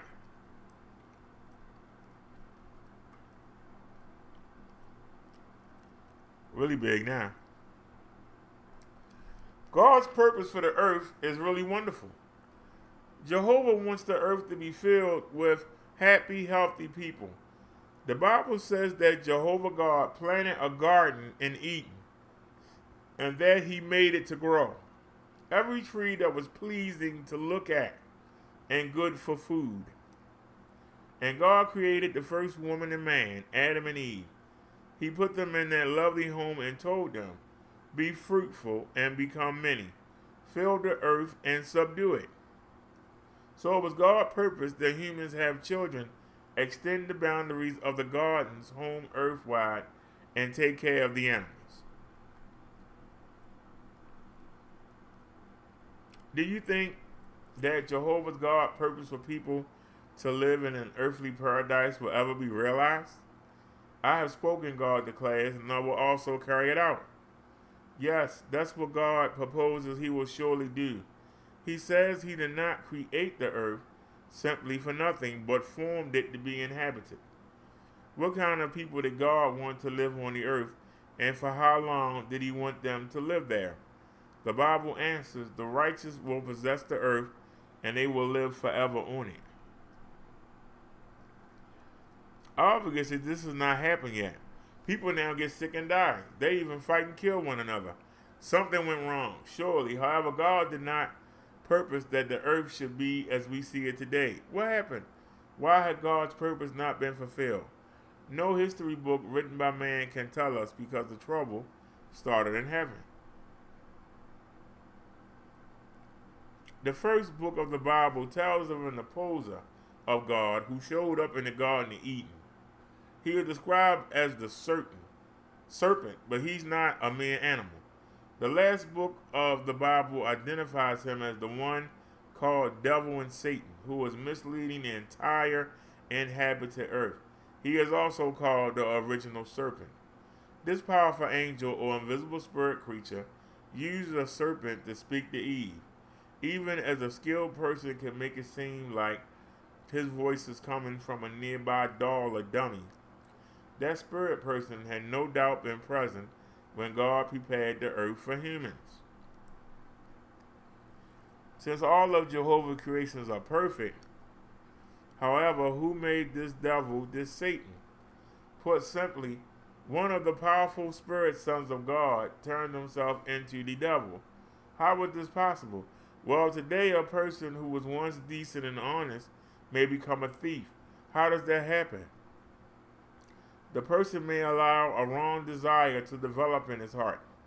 If he keeps thinking about it, that wrong desire may become very strong. Then if the opportunity presents himself, he may act upon the bad desire that he had been thinking about.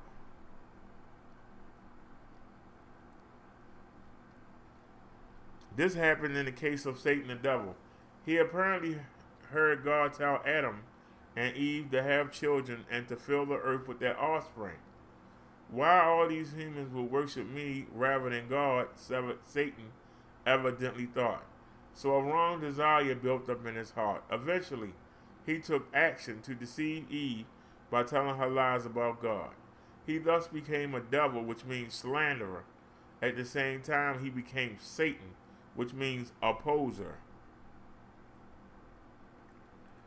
By using lies and trickery, Satan the devil caused Adam and Eve to disobey God. As a result, they eventually died, as God had said they would if they disobeyed. Since Adam became imperfect when he sinned, all his offspring inherited sin from him. The situation might be illustrated with a pan used for baking bread. If the pan has a dent in it, what happens to each loaf of bread made in the pan? Each loaf has a dent or imperfection in it. Similarly, each human has inherited a dent of imperfection from Adam. That's why all humans grow old and die. When Satan led Adam and Eve into sinning against God, he was really leading a rebellion. He was challenging Jehovah's way of ruling. In fact, Satan was saying God is a bad ruler. He tells lies and holds back good things from his subjects. Humans do not need to have God ruling over them. They can decide for themselves what is good and what is bad. and they'll be better off under my rulership. How would God handle such an insulting challenge? Some think that God should have simply put the rebels to death. But would that have answered Satan's challenge? Would it have proved that God's way of ruling is right? Jehovah's perfect sense of justice would not allow him to put the rebels to death right away. He decided that time was needed to answer Satan's challenge in a satisfying way and prove that the devil was a liar. So God determined he would permit humans to rule themselves for some time under Satan's influence. Why Jehovah did that and why he's allowed so much time to pass before settling these issues will be discussed in chapter 11 of this book. Now, though, it's good to think about this. Were Adam and Eve right to believe Satan, who had never done anything good for them? Was it right for them to believe that Jehovah, who had given them everything they had, is a cruel liar? What would you have done? It's good to think about these questions because each of us face similar issues today. Yes, you have the opportunity to support Jehovah's side in answer to Satan's challenge. You can accept Jehovah as your ruler and help to show that Satan is a liar. Sadly, only a few among the billions of people in this world make such a choice. This raises an important question. Does the Bible really teach that Satan rules this world? Ho, ho, ho, ho.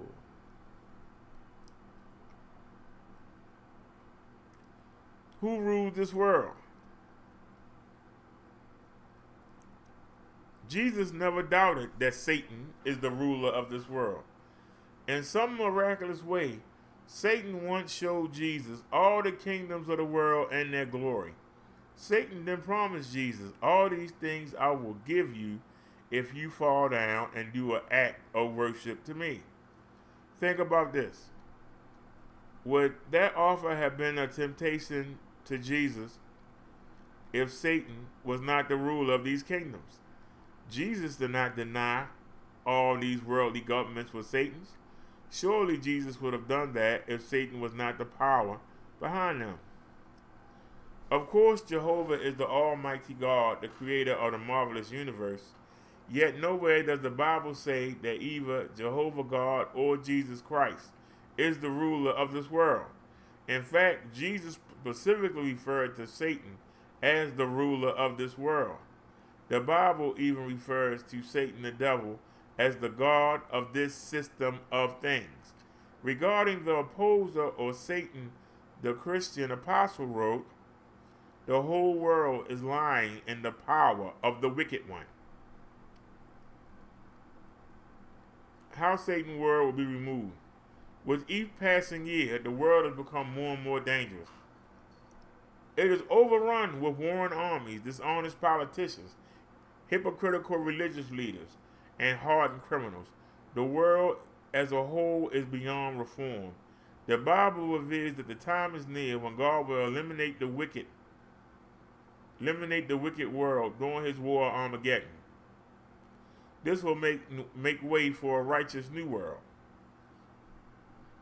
Jehovah God selected Jesus Christ to be ruler of his heavenly kingdom or government. Long ago, the Bible foretold a child has been born to us, a son has been given to us, and the government will rest on his shoulder. His name will be called Prince of Peace. To the increase of his government and to peace, there will be no end. Regarding this government, Jesus taught his followers to pray, let your kingdom come, let your will take place, as in heaven, also on earth. As we will see later in this book, God's kingdom will soon remove all the governments of this world, and itself will replace all of them.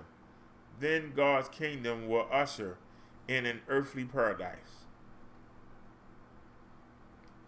A new world is at hand.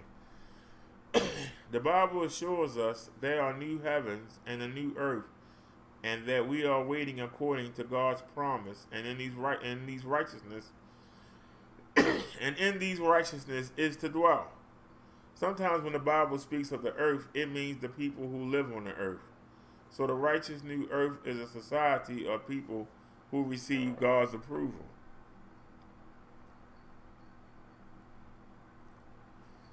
Jesus promised that in the coming new world, those approved by God will receive the gift of everlasting life. Please open your Bible to John 3:16 and 17:3 and read what Jesus said we must do to receive everlasting life. Now, actually, can we go there? All right. Who will not get 100 times more now in this period of time, houses, brothers, sisters, mothers, children, and fields, with persecutions, and in the coming system of things, everlasting life? That's Mark 10:30. And John 3:16, we know what that is. For God loved the world so much that he gave his only begotten Son, so that anyone exercising faith in him may not be destroyed, but have everlasting life.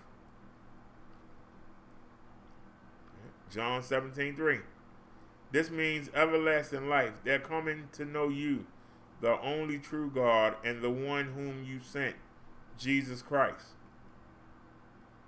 Now consider from the Bible the blessings that will be enjoyed by those who qualify for that wonderful gift from God in the coming earthly paradise. Wickedness, warfare, crime, and violence will be gone. The wicked will be no more, but the meek will possess the earth. Peace will exist because God will bring an end to wars throughout the earth.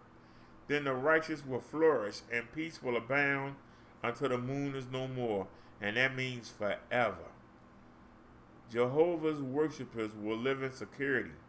As long as the Israelites in Bible times obeyed God, they lived in security. How wonderful will it be to enjoy similar security in paradise? Food shortages will not exist. There will be an abundance of grain on the earth, sang the psalmist. On top of the mountains it will overflow. Jehovah God will bless his righteous ones, and the earth will give its produce. The whole world will become a paradise. Lovely new homes and gardens will occupy land that once had been ruined by sinful humans. As time passes, parts of the earth already subdued will expand until the whole globe is beautiful and productive as the Garden of Eve, and God will never fail to open his hand and satisfy the desire of every living thing. There will be peace between humans and animals. Wild and domestic animals will feed together. Even a little child will have nothing to fear from the animals that are now dangerous.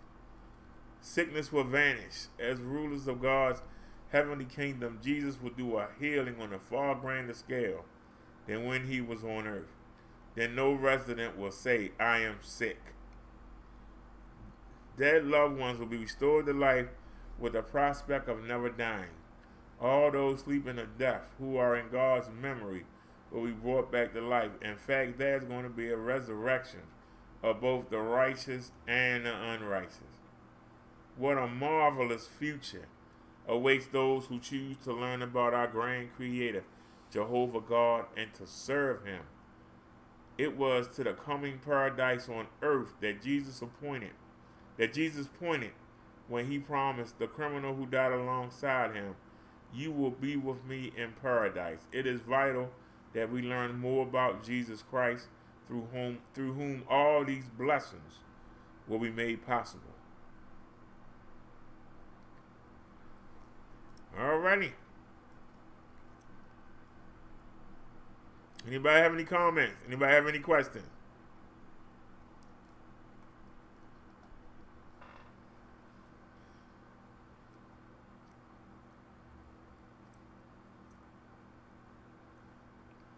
Come on, there's 6 of y'all here. Nobody have any comments or questions? Naya says the answer lies in Genesis.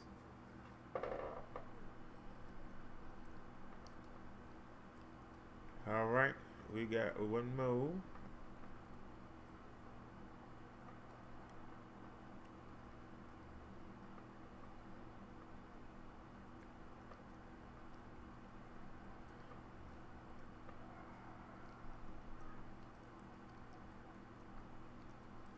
Load up, if you will. Oops. I make it too big? What is God's purpose for man? If you go back to Genesis, you find God telling men to be fruitful and multiply, fill the earth and subdue it, have dominion. God wants man to be fruitful. That can mean reproduction in terms of having children, but it also means spiritual reproduction. It means bearing fruit for the Lord, producing love, joy, peace, long suffering, kindness, goodness, faithfulness, gentleness, and self-control. God wants human beings to increase and grow. Artificial limits on growth are not biblical. The concept of zero growth, for example, is not biblical, and the concept of the socialist type government, which puts arbitrary controls on a man's ability to make money or create or invent, is not biblical. God wants man to be a fruitful, creative, reproducing individual. God also wants men to have dominion over Satan. He wants us, as his representatives, to subjugate Satan. Jesus Christ gave us that authority. He wants us to do away with the works of Satan, to take away poverty, to lift the yoke of oppression, and to take away ignorance and lack of faith. He wants to bring a blessing to people and to liberate them from the forces that would destroy them. Then when we have taken dominion over the things that will hurt our fellow man, he wants us to take dominion over the earth. We ought to have dominion over the streams and the air and the fields and the birds and the animals in our world. We are not supposed to pollute the streams and befoul the air and rip up minerals in this earth just for personal gain. We are supposed to be intelligent stewards under God of all these things. God wants us to manage the world as his sons and daughters. He wants us to bring about righteousness in this world. Our main purpose for being on earth is to be stewards of God's creation, to grow in God, and to function as God's sons and daughters. In the Westminster Shorter Catechism, the Presbyterians say that man's chief aim is to glorify God and enjoy him forever. The mandate in Genesis to take dominion has no meaning apart from giving glory to God. We are subject to him, to love him, to walk with him, and to have fellowship with him. The prophet Micah sums it up when he says, "And what does the Lord require of you but to do justly, to love mercy, and to walk humbly with your God?" That's it.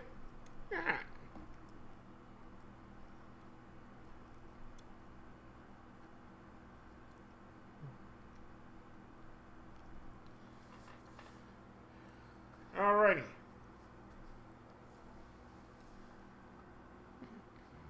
Anybody have any questions? Did I freeze?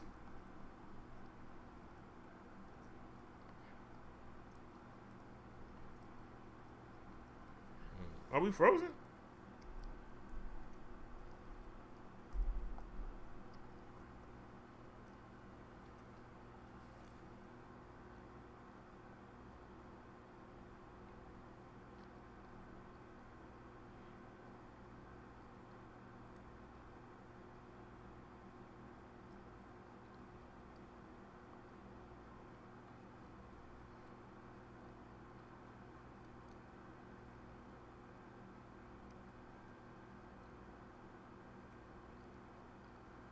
Looks like we freezing. Alright, now it says video output low.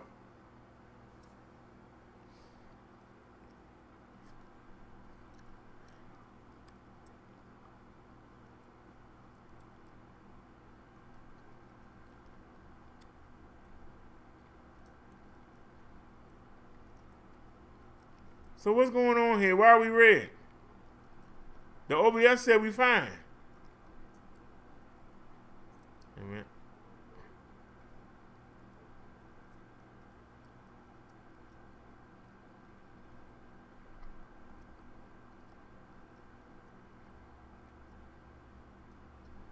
Yeah, why are we red?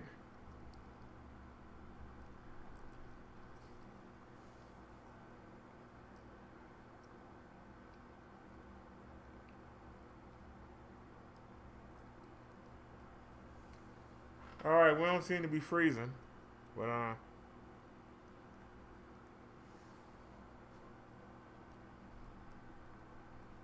let's find out.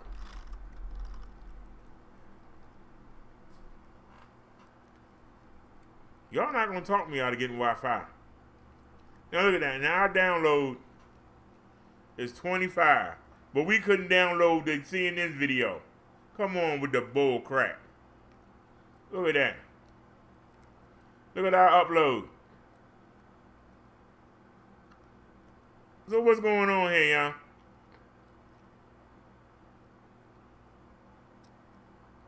We got more than enough power. We got more than enough power.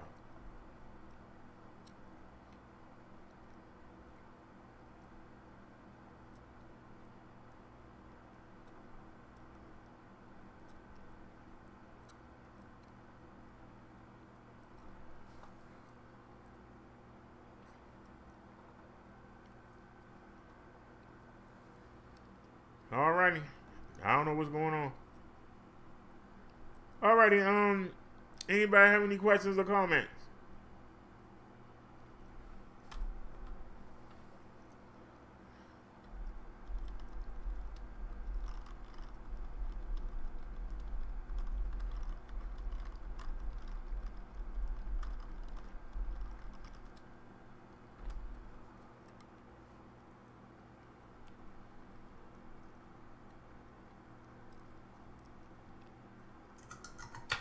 Oh Lord, what?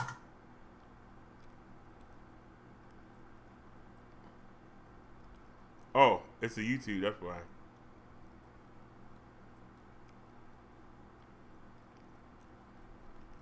Anything here to read?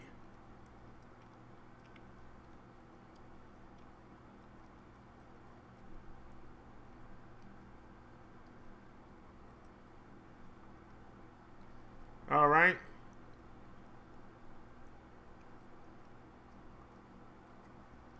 All right, we're going to our next topic, y'all. I just typed it in. You saw it. I just typed it in. Why is the devil jealous of human beings? I just typed it in. Why is the devil jealous of human beings?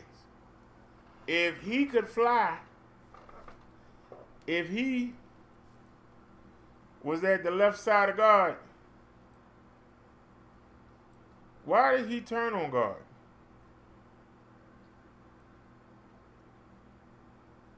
I believe it was jealousy. He could have helped God and turned the earth into an oasis, a paradise. But he didn't want that for us. Why didn't he want that? Jealousy. With all the power that he had been given, he was jealous of human beings. He could not understand. Why was God so enamored with his new little toys? We right here, we can fly, we can make things happen, and he seems to be worrying about these two beings down here in a garden that can't do nothing. Why is God so enamored with them? He's not giving us no attention.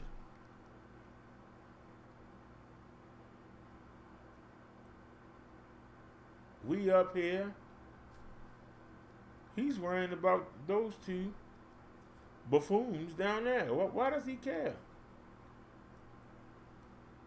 It's like he's trying to set them aside for himself and trying to keep them away from us. Well, I got news for him. he told them not to eat from one of them trees. Now, if I give them a tree of life, they'll live forever. And we'll have to deal with them forever. But if I can get them to eat from the other tree, he said surely they'll die. So we ain't got to worry about them.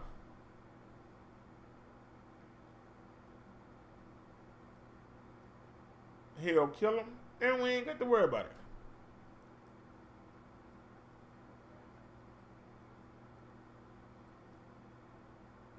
And he said, if he don't kill him, then I can make him worship me. Now, he really thought that God was going to kill him. Because he said, if you eat from one of these trees, you will surely die.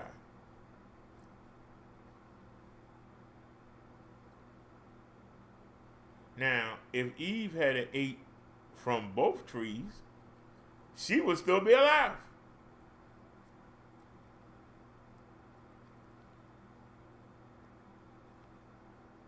But it never occurred to her, if the fruit from this tree is so good, let me run over here and get the fruit from this tree.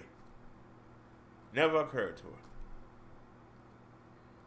See, if I'm going to go out, I'm going all out.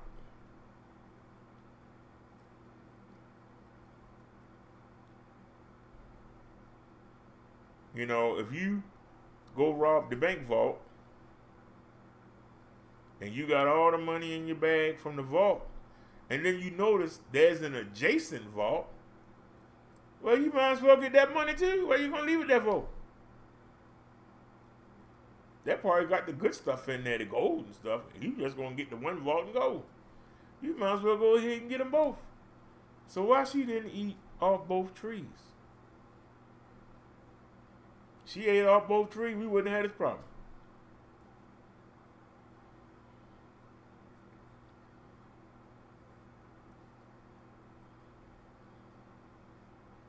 But the devil was jealous of us. The same way that a 3 or 4 year old who got all the attention, got all the attention, then all of a sudden there's a newborn, and now everybody forgot about him. I'll go sit down somewhere. He said, don't give me no attention no more. So the devil thought that God was too caught up in his 2 little creatures that he made. Who are these little creatures that he made a whole earth for and told them to go fill it up? Now they competition. Because if they fill the earth up, he's not going to pay us no attention up here. He's going to be down there. And he's going to want us to help him. I'm not going to help nobody. We saw him make them out of dirt. Really?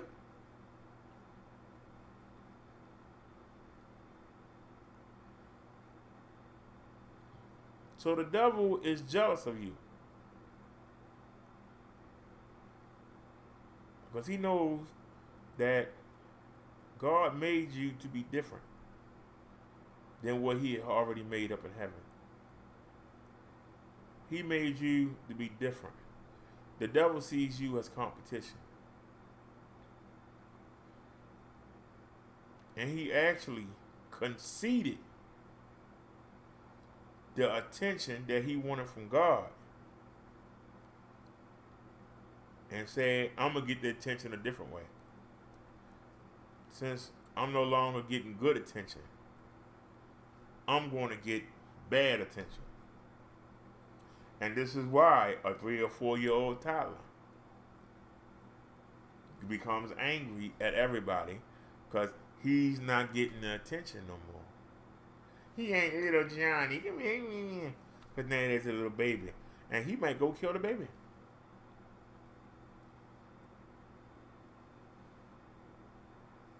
And by him being so young, you can't lock him up.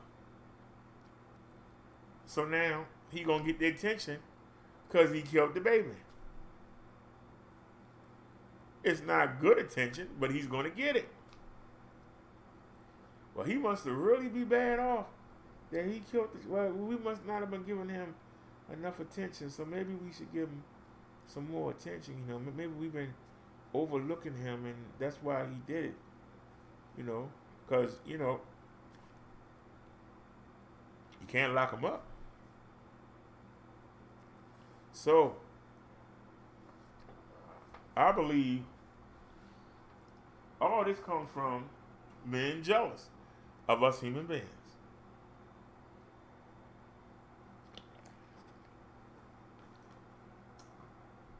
He sees us as being inferior. You know, it's almost like, I remember the old stories when I was growing up where there was the poor girl that didn't have nothing, that couldn't catch a break, but she would catch the attention of a well-to-do man. And all the well-to-do women were jealous. Well, why he ain't coming messing with us? Why is he trying to marry her? She ain't got nothing. She ain't from nothing. She ain't about nothing.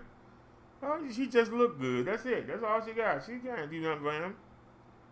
Well, the devil was looking the same way. What can we do for God? What can us human beings do for God?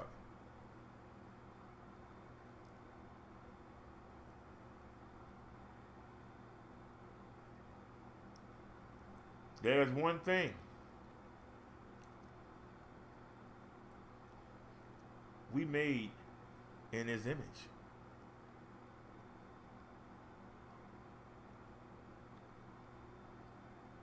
I don't think the angels are made in his image.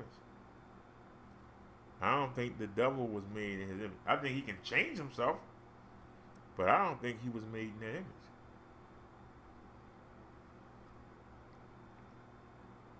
And the good angels were in awe. The bad angels were like, hey, wait a minute. How are you going to put them in your image? That ain't nothing. You made them out of dirt and you made them in your image. Hey. I think it's jealousy. Anybody have any comment before we read? Anybody have a prediction before we continue on? Anybody? I'll wait a second. I know it's a delay. I'll give y'all a second. Anybody got a comment?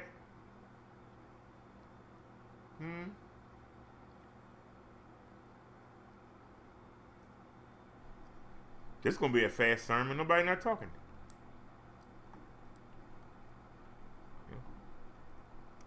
Oh, the mouse turned off. Wait a minute. There you go.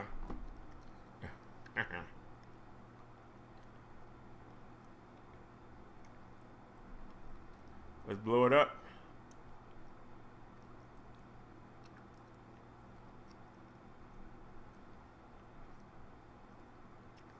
So let me see, was I correct? The Spirit telling me right? Let's find out.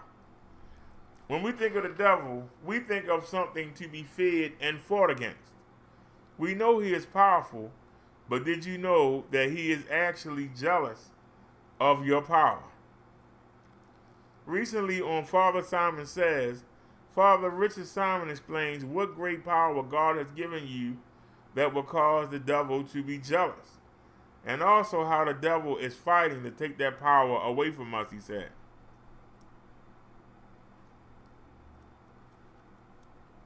We read, by the envy of the devil, death entered the world. What does the devil have to be jealous of in me? The devil knows a lot more than I do and is a lot more powerful than me. The devil is immortal, a fallen angel. Why would he be jealous of me? Because God has shared with me, you, and all of humanity a power he has not shared with the angels. This is huge. A man and a woman, and their coming together, can create something immortal.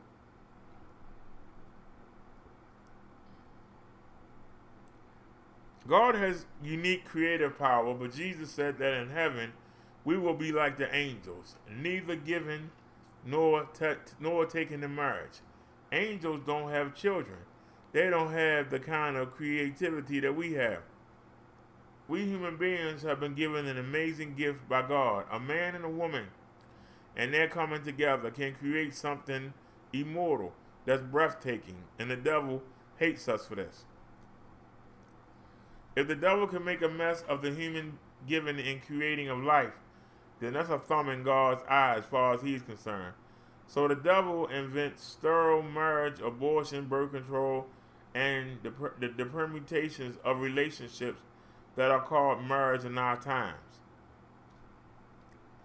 Marriage is essentially creative. Now, there are people who cannot have children, but their faithfulness to one another strengthens society so that we might be a fruitful society. So even marriages that by nature are childless, even these are about children. We are all called to parenthood. Maybe spiritual and not physical, but physical parenthood should also be spiritual. And the devil hates this. So the devil hates children.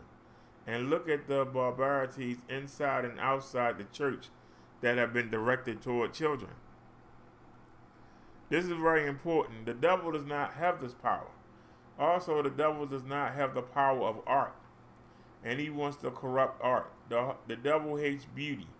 And if he can ruin art and ruin the family, then he is doing fine. The point of much modern art is to shock. But that's not the purpose of art. The purpose of art is to uplift and inspire one to draw into beauty. And there are a lot of churches that are quite shocking. They look like spaceships from the planet Ugly. The devil hates beauty and hates children because that is a kind of creativity that God has shared with humanity and not with the angels. Listen to the full reflection below. Now, I want to back up because I find yesterday's first reading, very important and very significant. It is from the, if my computer would just cooperate, it's from the Book of Wisdom. And Book of Wisdom is one of those so-called Catholic books. And this is, it was regarded as scripture by the early church, so it's inspired. This is the Book of Wisdom, the first chapter. God did not make death. This fascinates me. God did not make death. Well, who did? We did. Seriously. This is something that we don't realize. First of all, later in the passage we read, by the envy of the devil, death entered the world. What does the devil have to be jealous of in me? Compared to me, the devil is as if omniscient. He's not omniscient, but so he knows a lot more than I do. And he is, compared to me, as if all-powerful. He's not all-powerful, but he's a lot more powerful than me. The devil is immortal. The devil is a fallen angel. Why would he be jealous of me? Because God has shared with me and with you, with all of humanity, a power that he has not shared with the angels. This is huge. A man and a woman, in their coming together, can create something immortal. Now, there is a very strange word in Hebrew, bara, that it is used only of God. It's in the very beginning. Bereshit bara Elohim. In the beginning created God. God created, they transpose the word order. In the beginning, God created. That word create, bara, is used only of God. And it's never used of human beings. So God has unique creative power. But Jesus says that when he's talking about marriage, that in heaven we will be like the angels, the giving or taking in marriage. Angels don't have children. Angels don't have art in a certain sense. They have music, but they don't have the kind of creativity that we have. We human beings have been given an amazing gift by God. We can create something immortal. What do you mean we can create something immortal? Doesn't God create the soul? Yeah, the soul is immortal. But if the resurrection is true, which is what Christ has promised us, in a certain sense, the body is immortal. This mortal body will be transformed. That a man and a woman, in their coming together, can create something immortal. That's breathtaking, and the devil hates us for this. If the devil can make a mess of the human giving and creating of life, well, that's a thumb in God's eye, as far as the devil's concerned. So the devil invents sterile marriage, abortion, birth control, the permutations of relationship that are trying to be called marriage in our times. These sterilities are not marriage, because marriage is essentially creative. Now, there are people who cannot have children, but their faithfulness to one another strengthens a society that it might be a fruitful society. So even marriages that by nature are childless, say people are past the time of childbearing who marry, even these are about children. And we're all called to parenthood, be it spiritual and not physical, but physical parenthood should also be spiritual. So the devil hates this, and so the devil hates children. And look at the barbarities inside the church and outside the church that have... That's saying the same thing that I read. Why we risking getting flagged? And that was it. It said the same thing I said. Let's see what this says.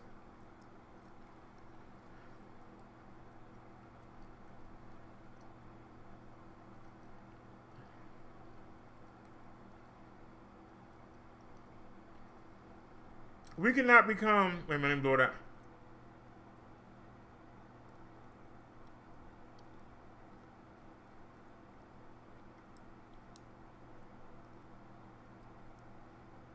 Trying to learn this new mouse here. Did we see this already? Looks familiar to me. We cannot become successful followers of Jesus until we understand that we have an enemy who works tirelessly to turn us back to our sinful nature. Scripture has quite a bit to say about Satan, yet most Christians are ignorant about him. God has written some adamant warnings about our enemy, and we need to heed them carefully. Many Christians are under constant attack by him, but have no idea of the battle they're in. They think that lack of joy, broken relationships, and failures in life originate with them, when in reality, their troubles are because they are following the voice of the enemy of their souls, but are completely unaware of it. Satan is a liar and a murderer. This part of him comes from his true nature, which according to the Bible consists of arrogance, vanity, evil, and selfish ambition. When we act in such a manner, we align ourselves with Satan as enemies of God. This is why the mark of a child of God is humility and absolute surrender to the Lord. Paul got to the essence of this idea in Philippians 2:3, where he wrote, "Do nothing out of rivalry or conceit, but in humility consider others as more important than yourselves." What does Satan want? Satan hates God with all of his being. God is perfect and untouchable, but we aren't. So Satan goes after God's children, you and me. He gets us to hurt one another and turn our backs on our Father. Why do we let this happen? Satan is crafty. He disguises his hatred and pretends to be our Father's friend at first. Once we let him into our lives, we start to hear subtle whispers that appear to our egos. Yeah, we read this the other day. You that sounded familiar.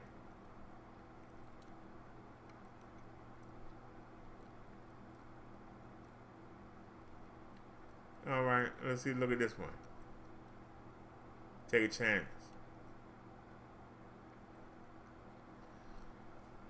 The devil hates you. While we do not want to dwell on him too much, we should be aware of his ways. Paul Targhi's article about how Satan seeks to destroy you. The devil tries to distract us and take our eyes off Jesus. Jesus wants us to have joy while the devil does not.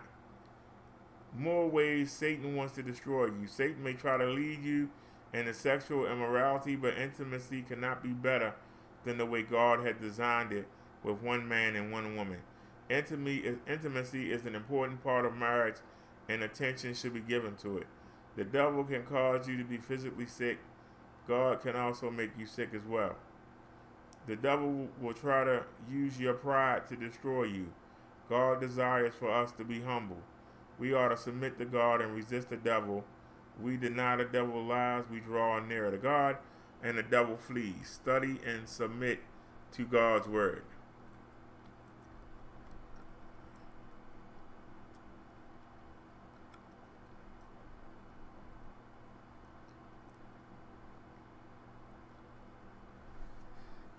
Alrighty. Hey, Mud Duck Farmer.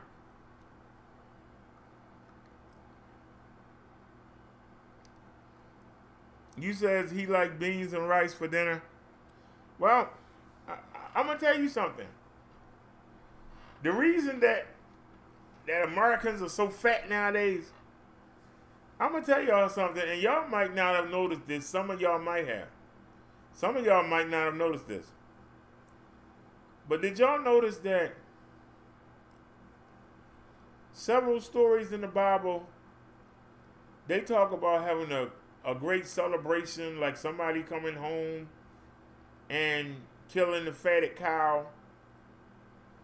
I don't believe that they had meat every night for dinner. I believe meat was a special occasion. I believe that they had bread. I believe that they had bread and maybe a vegetable or two. And I think that's what they ate for dinner. I don't think they ate meat every night. I think that meat was a special occasion. But now meat is a part of our everyday diet. I believe that they ate bread and rice and fruits. I don't think that they ate meat every night. Anybody have a comment on that?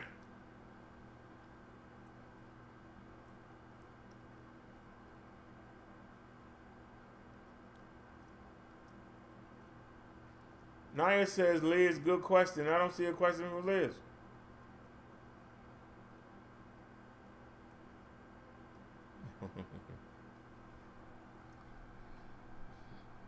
Is there really only 2 people watching?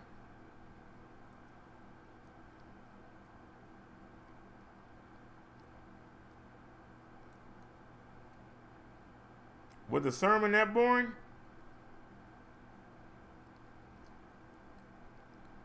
We went from 8 people to 3.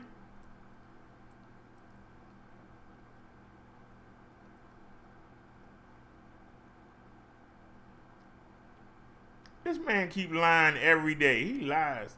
Let's see what Jimmy lying about today. I'm Rob Rice, and I'm switching from my. He keep acting like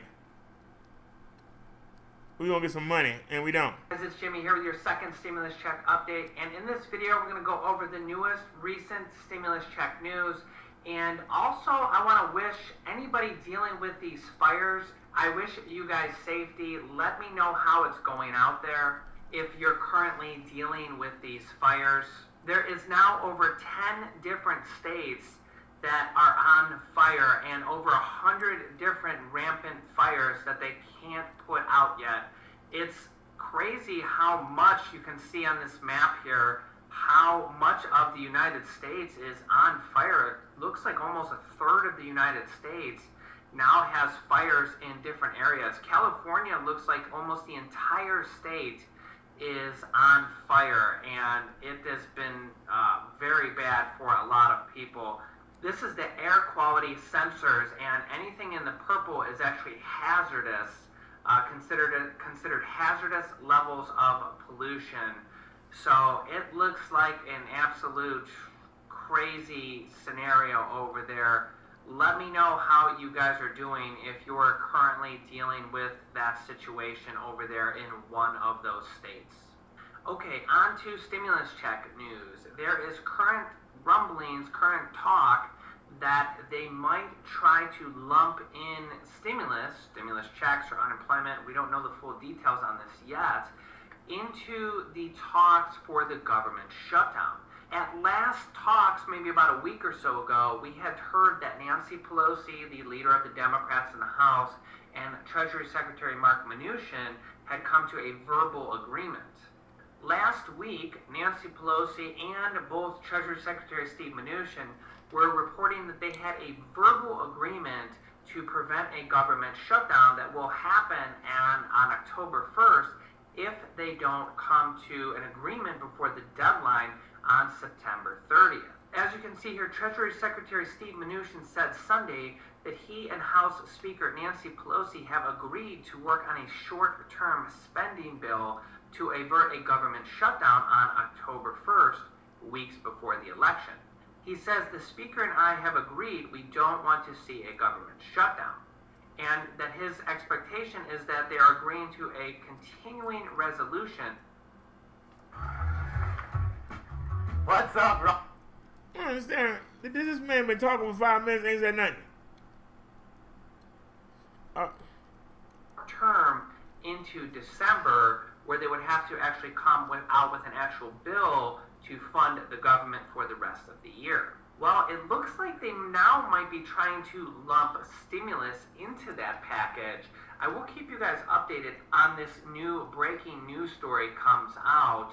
I do think it actually would be a good opportunity for them to put stimulus in there, because if we've learned anything about Congress, it's that they like to lump things in with bills. They don't like to just, for some reason, just... So that says yes, stimulus check. Yes. Yes. Yes mean you got it. This man is quoting something from Sunday.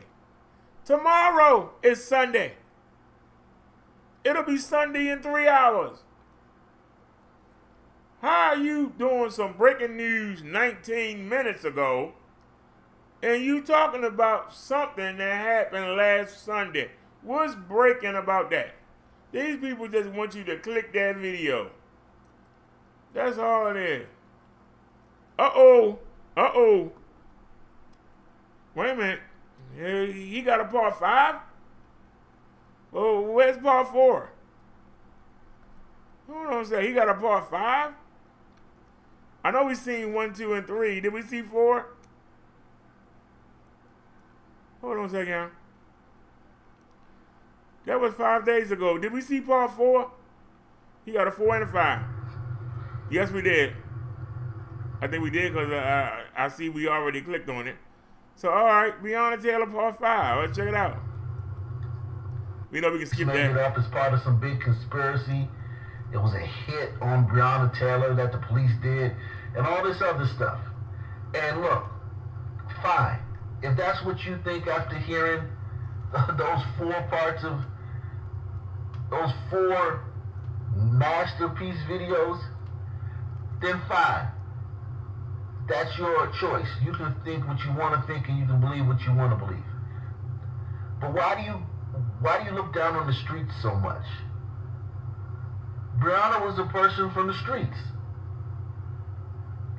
I went to school with dudes from the streets. I've been around dudes from the streets all my life, since elementary school. I can remember being in school. Them guys was bad in 1st grade. Them guys was bad in 1st grade, 2nd grade. By the time they got to the streets, the drug dealing and stuff, they was already bad dudes. Fighting at school, jumping people, stealing cars,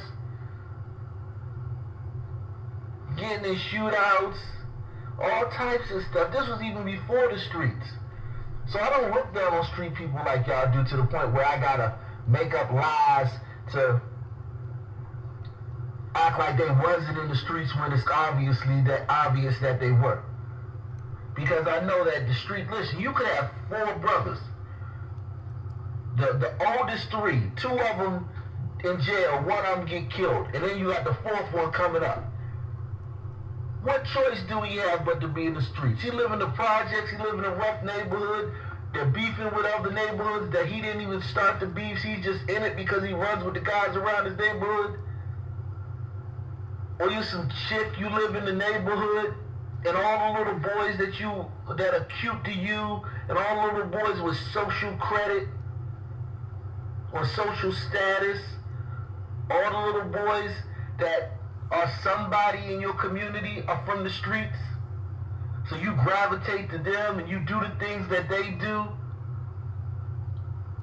And you like guys like that because those are the guys from your neighborhood. Those are the guys from your environment, your community. They share your values, your norms. They share your shared experiences, your pop culture references. So you grow up liking guys like that. You grow up learning that, you know, the streets is where the money is. It's a way of life. And you evolve yourself in that. And it is what it is. And if you lose your life to that, it's jacked up. Don't get me wrong, it's jacked up if you lose your life to that. It's so messed up. But I grew up listening to a guy named Scarface, Brad Jordan. I loved a lot of rappers. I did. I loved a lot of rappers. I loved too many to name. But Brad Jordan, he was like a god in DC where I grew up. He was like a god. He was like honorary Washingtonian because he was so real. I mean, he was the realest. We're talking about the realest. And I learned a lot of things about life and about what happens when you take certain choices in life and certain roads. When you take the fork in the road and you go a certain way, what to expect. I mean, y'all don't listen to Scarface? I've never seen a man cry till I seen a man die. You only get a minute to pray and a second to die. These are all classics that talk about the realities of the streets, not some fantasy, some fairy tale. Go and do your time. That's one of his realest songs. Go and do your time, my nigga. Like, don't talk to me about you in the game, you want to do some time. Crooked officer, why you want to put me in a coffin, sir? That's part of the game. That song came out in the 80s, Crooked Officer. If y'all think them officers was crooked that killed Brianna, that was, Scarface was telling y'all about that in the 80s. That's potentially part of the game. When you get into that drug game, that's part of it.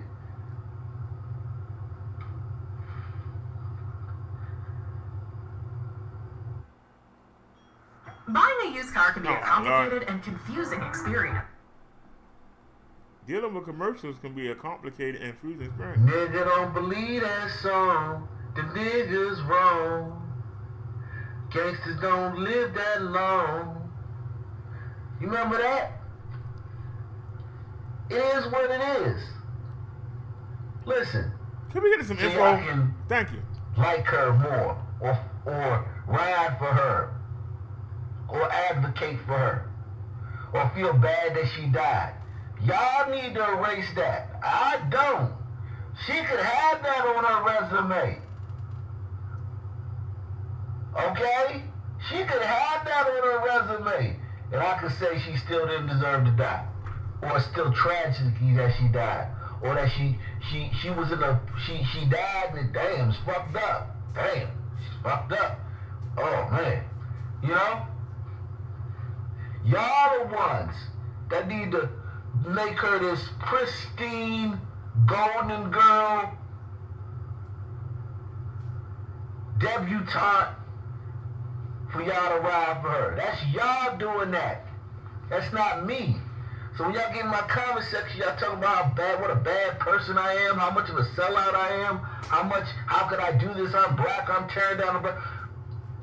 Listen, it is what it is. You know? And I still see the humanity in her. You guys need her to be a certain way to feel the humanity in her. If she don't come in a certain package, you guys can't feel the humanity in her. Y'all gotta take her and erase this and move that and twist that and this and that. Nah, take her as she was. That's right. Okay?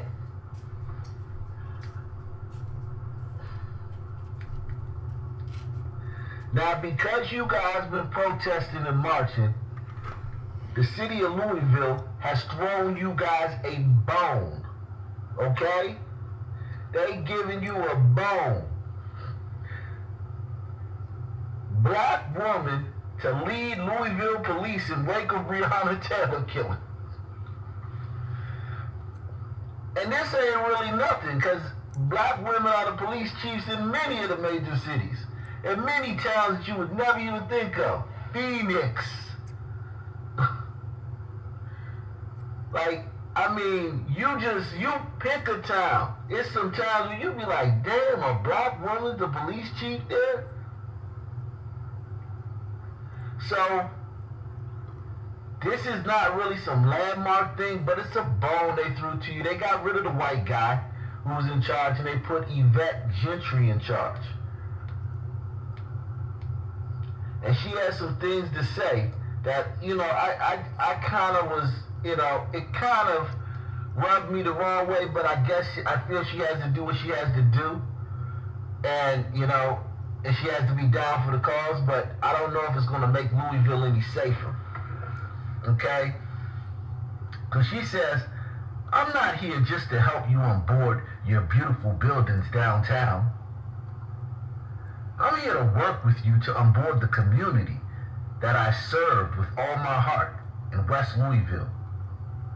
That was boarded for 20 or 30 years.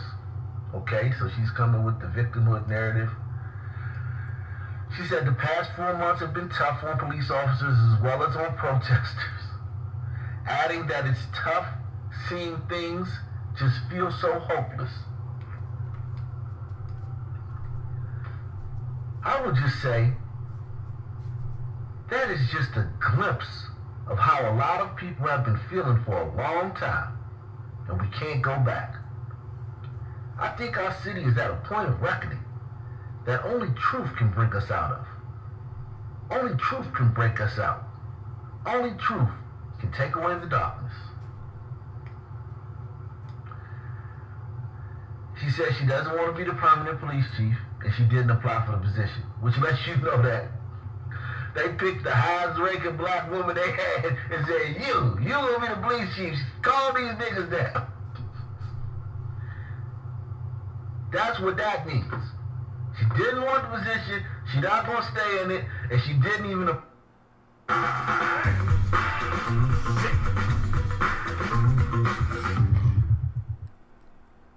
Damn. Ta-da! I was charging the back up, y'all. I got caught. That lets you know. They throwing you niggas a bone to get you niggas to calm down. So she went on to say, when you live in Louisville and you raise your kids here like I do, and your family here, I want that chief to be successful. So even though I wasn't interested in a full-time job, I realized that somebody had to stand in the gap.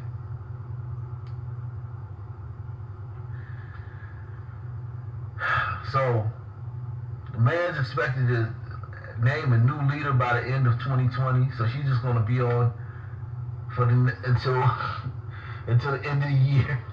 You know, we got a black woman. Look, Breonna Taylor got killed, but we got a black woman as the police chief. Look, whatever, man.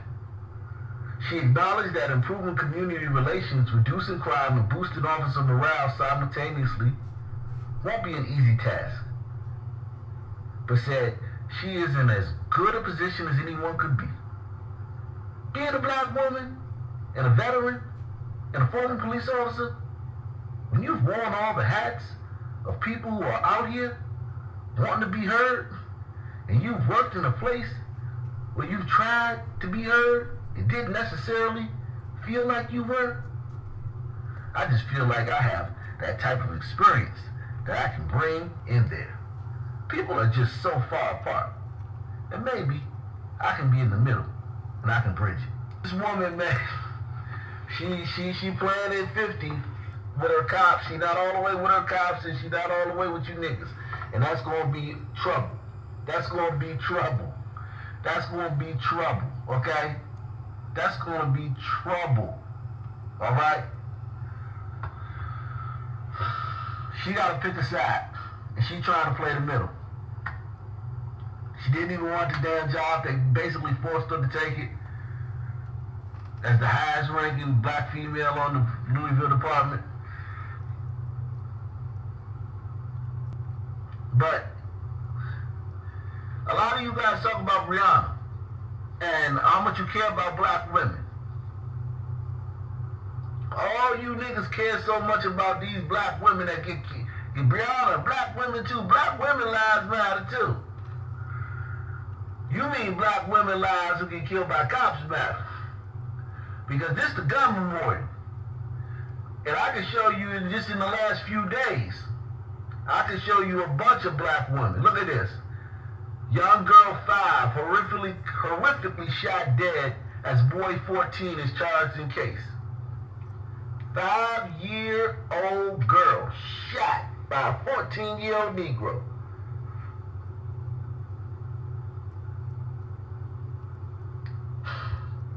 Charlotte.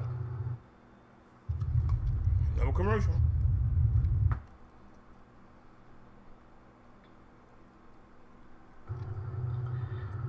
If you don't care about her life, if you ain't know her damn name, and you ain't care about this girl, what type of person is you to get in my comment section or get online and chastise people about not still talking about Rihanna 4 or 5 months later? Huh?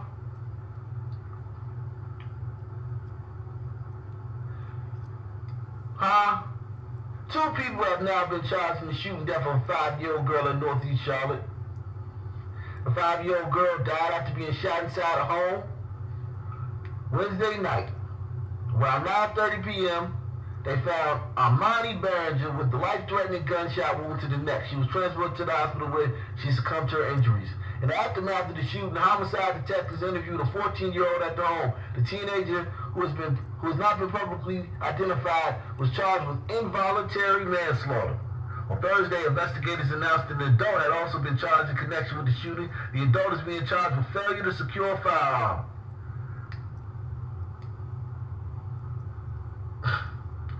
You niggas don't care about her.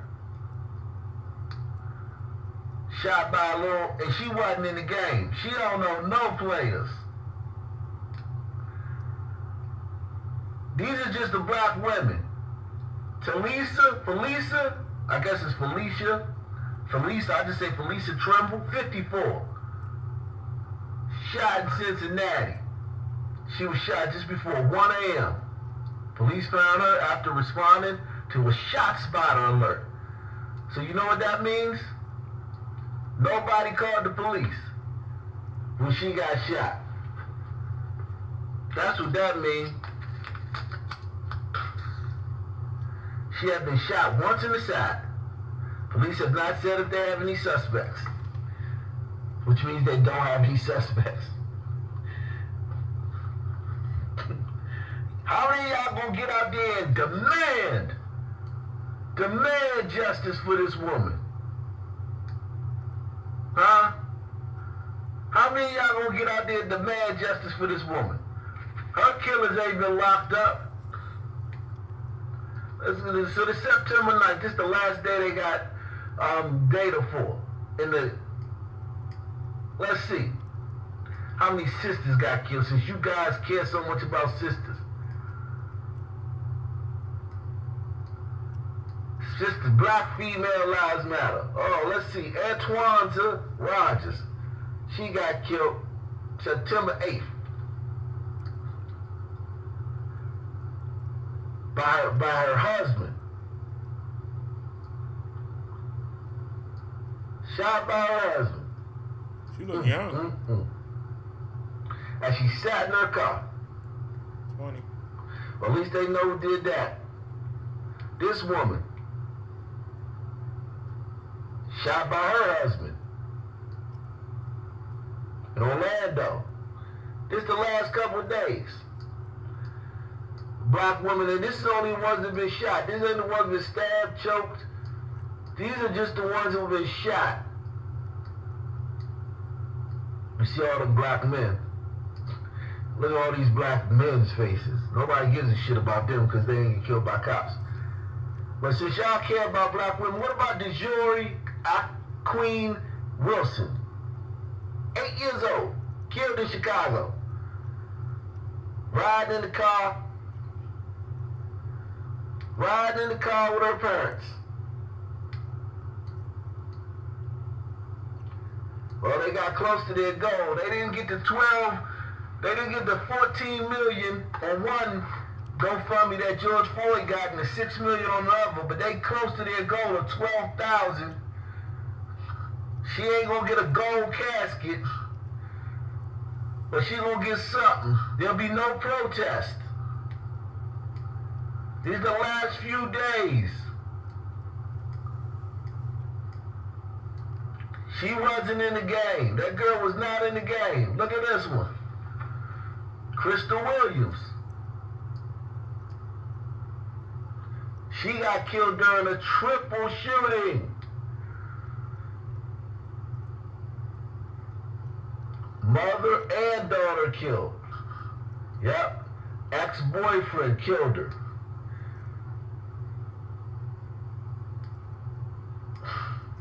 And that's her mother right there, Danielle Sims. You know that's her mother because she's black. They got different last names. Yep. Same article. That's her mother.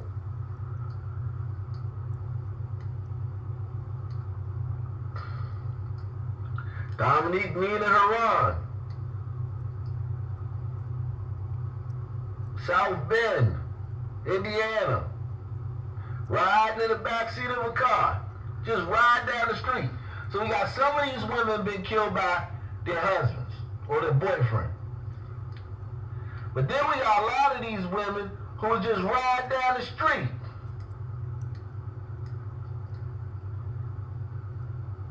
So this woman killed her. Okay, so they caught the person who killed her.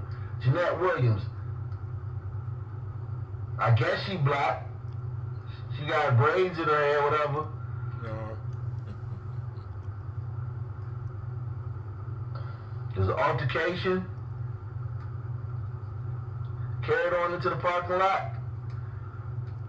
Turned out shots were fired from unrelated individuals somewhere in the vicinity of the bar.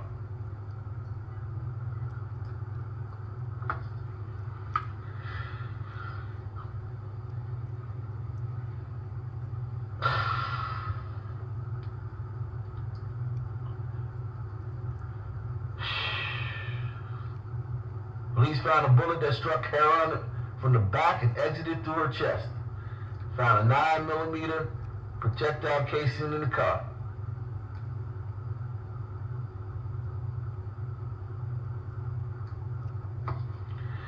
She got killed over some bullshit.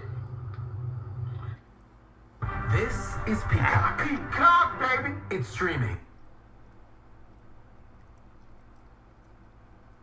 Bullshit at the club.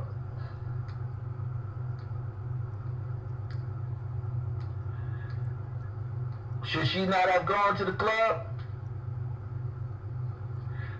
She ain't deserved to die.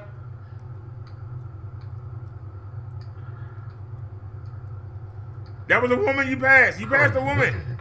That was a woman. Her name was LaShawn or something. Focusing on the women because it's Breonna Taylor. Sandra McCall. Woman killed and 3 others injured in a shooting. So all these shootings in Blackistan. You niggas got the nerve to still be talking about Breonna 4 or 5 months later. One woman died, 3 others were injured in a shooting Sunday afternoon in St. Louis. They arrived to find a woman lying on the street with multiple gunshot wounds. Alrighty, y'all. He brings up a good point.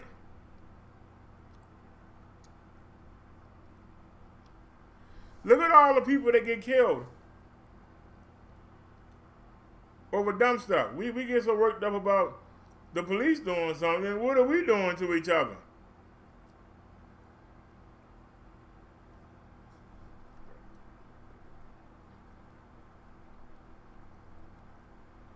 I'm just asking the question.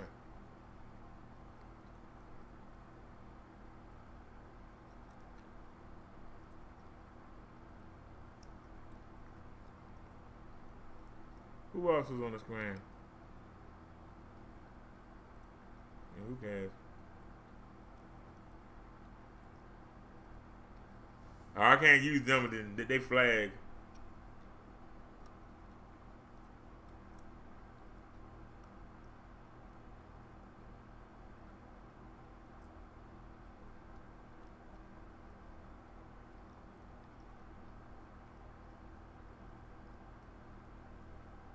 Is there anything we're looking at?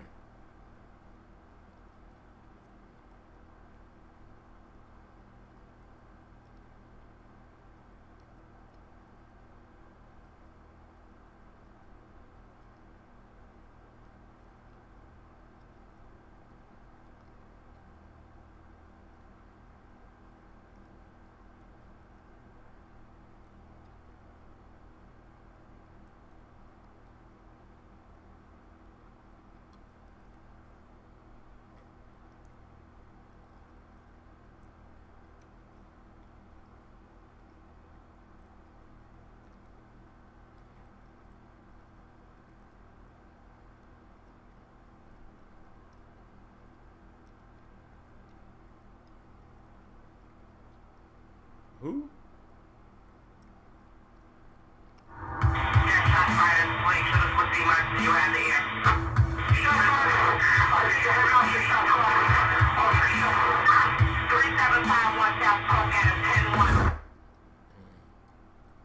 Mute their music.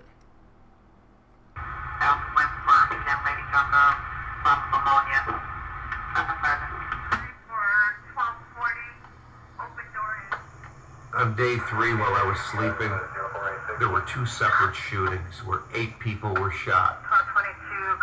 4 people, including a teen boy, were wounded in a shooting at 77th and Kingston in the South Shore neighborhood. And 4 people were wounded in a drive-by shooting, 1 critically, at 80th and Green in the Grisham neighborhood. On this scene, a 25-year-old man was shot at 600 North Trumbull in the Humble Park neighborhood. A shooter inside a silver vehicle fired shots, striking the man in the stomach. He was transported to Mount Sinai in serious condition. Area 4 detectives are investigating, and on background, the victim is known to police. The shooter is still at large. Age 49 to 63 and not able to work? These damn commercials are coming so damn fast. You're not even a minute and a half in. 7620 Stewart. Also, 2 male blacks have guns standing outside of a white four-door Dodge. One has on no shirt, one has on a blue shirt. With the young people today, conflict resolution equals a gun. Nobody uses their fists anymore. Everything is settled with the gun most of the time, or the knife these days. But what's even worse is we now have a society that doesn't want to debate, doesn't want to discuss facts, and that is a very, very dangerous thing for a society. That's for sure. A man was shot on the 2600 block of West 39th Place at a BP gas station in the Brighton Park neighborhood. The 38-year-old... All right, I had enough of all this death and killing. I'm just saying.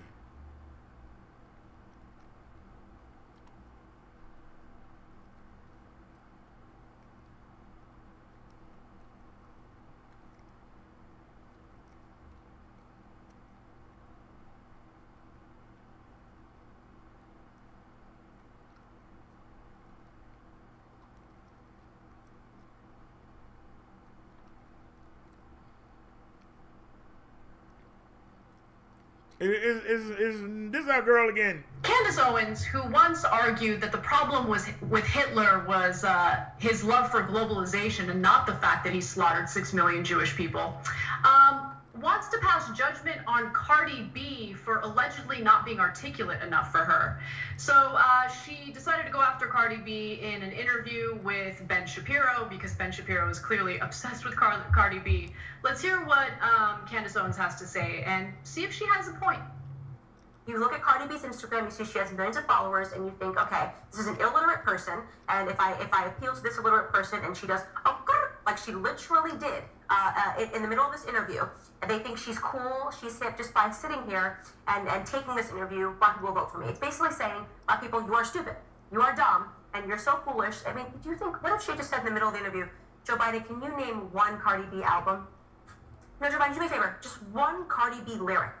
He couldn't do it. Of course he's not, because he's being handled, and they're saying, black people like this person, this is what they're into, and so here you go, talk to her. Same thing with Hillary Clinton, when she went in the Breakfast Club, and she said she had hot sauce in her bag, right? She didn't know what Beyonce's song that came from. One of her handlers said, say this, right? Probably got the questions ahead of time. Say this. Say you keep hot sauce in your bag. Right now, Beyonce's song is trending, and it's hot sauce in my bag swag. And she looked like a fish out of water and said it. It is demeaning. It is pandering. It is ridiculous, okay? And she asked pointedly ridiculous questions. I want lower taxes, but I want universal health care for all. She had no idea what she was doing, and yet both Bernie Sanders and Joe Biden made the time to sit with her because they believe black people are stupid. Look, to be fair with Candace Owens, she knows a thing or two about being told what to say by her handlers. So she has some good experience with that. I have more to say, but Jang, jump in. Yeah, no, I thought that was a textbook case of projection. You just sit down with a black person, and you think people are stupid enough to believe that they represent all black people? Candace, that's you. Okay, Ben Shapiro sits down with you, one of the 7 black people who are willing to sell out everyone else for money, and you say, no, actually, don't believe the polling where well over 90% of African Americans support Democrats. Believe that I actually represent Democrats. And Ben Shapiro's like, we got a black person, good enough. Okay, do I know anything about her or the culture? No, all I do is insult their culture every single day on the show. But I got a black person, it's Candace Owens, so hey, that's it. I now have credibility. I don't know what she's saying either, but I know she's blaming you guys, and I love it. I love it. So it was perfect projection. Right, and look, the feud went on and on Twitter with Cardi B responding. It's just so... Look, I think Cardi B, if she wants to respond, go ahead. That's obviously your right. But Candace Owens was throwing a fit because Biden was more willing to sit down with Cardi B and rejected an interview with Candace Owens. But the thing is, like, Candace Owens is not someone that anyone takes seriously, including people on the right. You think Ben Shapiro takes Candace Owens seriously? Ben Shapiro uses Candace Owens as a tool. We all know this. We know this, and Candace Owens herself knows this. She was putting out blogs making fun of Donald Trump's penis size right before she decided to make the switch and move forward with her little grifting business, right? So she knows it, and I don't know, maybe there's some sort of, you know, self-hatred for being used as a tool by some of the most reprehensible people on the planet. But aside from that, you have Cardi B, who is a self-made woman, okay, who is successful on her own, and whether you like her music or don't like her music, the one thing that stands out about Cardi B and always will is her authenticity. She doesn't have to lie about who she is. She doesn't have to pretend like she's something she's not in order to make the money she makes. Candace Owens, on the other hand, couldn't rely on merit, couldn't rely on intelligence, couldn't rely on hard work. She chose the easy way out. She chose to be a useful tool for the Trump administration, and for her to accuse someone else of being illiterate when the President of the United States can't craft a single tweet without a grammatical error or a spelling error is a little funny and ironic. I hear you, but what does Kofefe have to say about that? Look, I don't want to go outside. There's windmills out there. Could a genius solution to balding scalp that you can... You said, I asked you to go to the site. I didn't ask you to go to that video. I clicked the site. Hey, when somebody trying to make me do what I don't want to do. Anything good?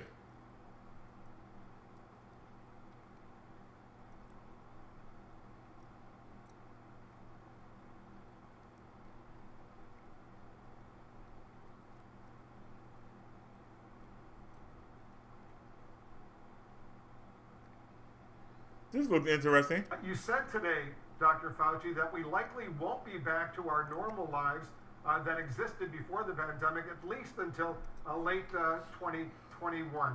What specific parts of our lives do you think are still more than a year away from resuming? Are you talking about returning to offices, attending large sports, entertainment events, international travel? How do you see it?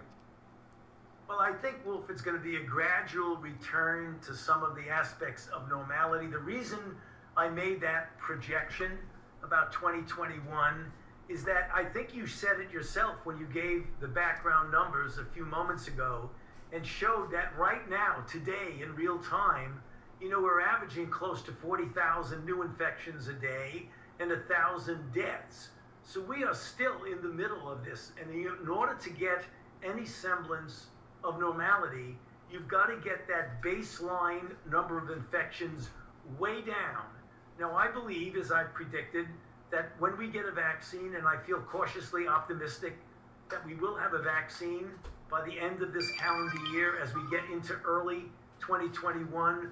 Once that happens, and if it's an effective vaccine to, let's say, the tune of 70-75%, then we're going to start seeing, as we get into 2021 and we deploy the vaccine, that we're going to get a much better control over the outbreak. But it's not going to be turning a switch off and turning a switch on. It's going to be gradual, and I think it's going to take several months before we get to the point where we can really feel something that approximates how it was normally before COVID-19. And for that reason, I made the projection of getting back to that state of normality well into 2021, and very unlikely before then. So it could be at least a year from now when we get back to that normality you're talking about, and probably a bit longer, right? Well, yes, because I mean, if that's you're not what we are trying to hear about. Community, Wolf, you're going to have to do the things that we've been taught that's easily controllable. Then we can start talking about what we here in the United States and indeed around the world, that we probably are going to have to wear a mask throughout 2021. We'll probably have to engage in social distancing. We'll still have to be very careful. Is that what I'm hearing? Well, you're hearing it correctly from me, Wolf, because when we get a vaccine, let's say available at the end of the year, there will be millions and tens of millions of doses available. It won't be until we get into 2021 that you'll have hundreds of millions of doses. And just the logistics constraints in vaccinating large numbers of people, it's going to take months to get enough people vaccinated to have an umbrella of immunity over the community so that you don't have to worry about easy transmission. And that's what I mean. It's not going to be an overnight event where you have a vaccine and then all of a sudden everything is okay. It's going to take several months to get the population of this country vaccinated and protected from infection. And even if there's a safe and effective vaccine, you're also suggesting it might be, and this would be best case scenario, 75% effective, not 100%. Is that right? That is correct. I would be surprised. I mean, I hope it's the case, but Wolf, I would be surprised if we had a vaccine like measles, which is a 97 to 98% effective vaccine, where the only thing you need to do is vaccinate the population and you've taken measles off the table. I don't think that that's going to happen. I would accept a 70 to 75% effective vaccine, which means you still have to have a component of public health measures. Today marks 6 months to the day, Dr. Fauci, since the World Health Organization declared COVID-19 a pandemic. More than 192,000 Americans have died, and yet, as you heard, an attendee at the president's rally last night told our Jim Acosta he wasn't wearing a mask because this is, in his words, a fake pandemic. Why do you think people still fail to understand the severe gravity of this situation? You know, Wolf, I can't really explain that in any logical way. The data speak for themselves. The 190,000 deaths are real deaths. The 6+ million people who are infected are real infections. You know, it's just a distortion of reality. People who don't want to face the reality that we are dealing with a serious situation that we can do something about. The tragedy of this, Wolf, is that if you deny the reality of it, then you don't put all of your efforts into doing something about it. You've got to admit the problem before you address the problem. The president told his supporters at that rally that we're rounding the corner in terms of this virus, but in a rare move, you say you disagree with that comment. When it comes to discrepancies like this, who should the American people listen to, you or the president? You know, I mean, I don't want to answer me or the president. I say, look at the data. The data speak for themselves. You don't have to listen to any individual, and the data tells us that we're still getting up to 40,000 new infections a day and 1,000 deaths. That's what you look at. Look at the science, the evidence, and the data, and you can make a pretty easy conclusion. What's your advice right now? Because if we just keep on going the way we're going, and there's no vaccine that's going to be effective, at least not yet, if we just keep on going and going as we're going, there could be a doubling of the deaths here in the United States in the next few months, from nearly 200,000 to 400,000, according to some of the projections. What do we need to do, Dr. Fauci, right now to stop that?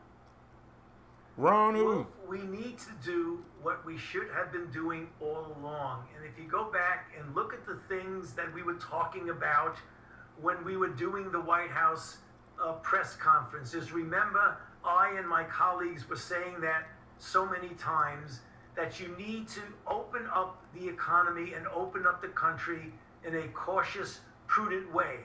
With the gateway, the phase 1, the phase 2, and the phase 3, what we need to accept and realize is that public health measures is the gateway and the vehicle and the road to opening up the economy and getting back to normal. It's not the obstacle in getting in the way of opening up. It's the roadway to opening up. The only trouble is that we've seen such discrepancy in how different states and different cities and different regions have done that. It isn't something I'm making up. You know, you just look at the history over the last few months, where some states have let's go look. The benchmarks and maybe... Let's go look. I don't think there's any good news out here today. Let's go look. What's going on? What is going on? Let's take a looky. Somebody pass me a cookie.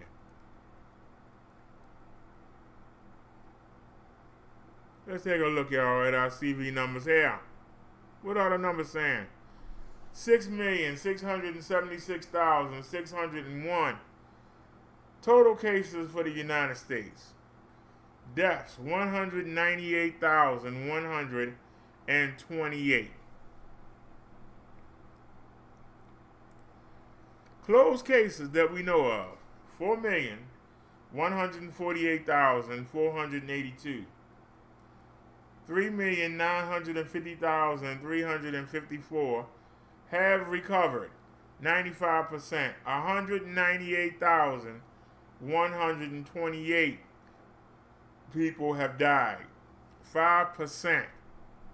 198,000 people are dead. We're going on 200,000.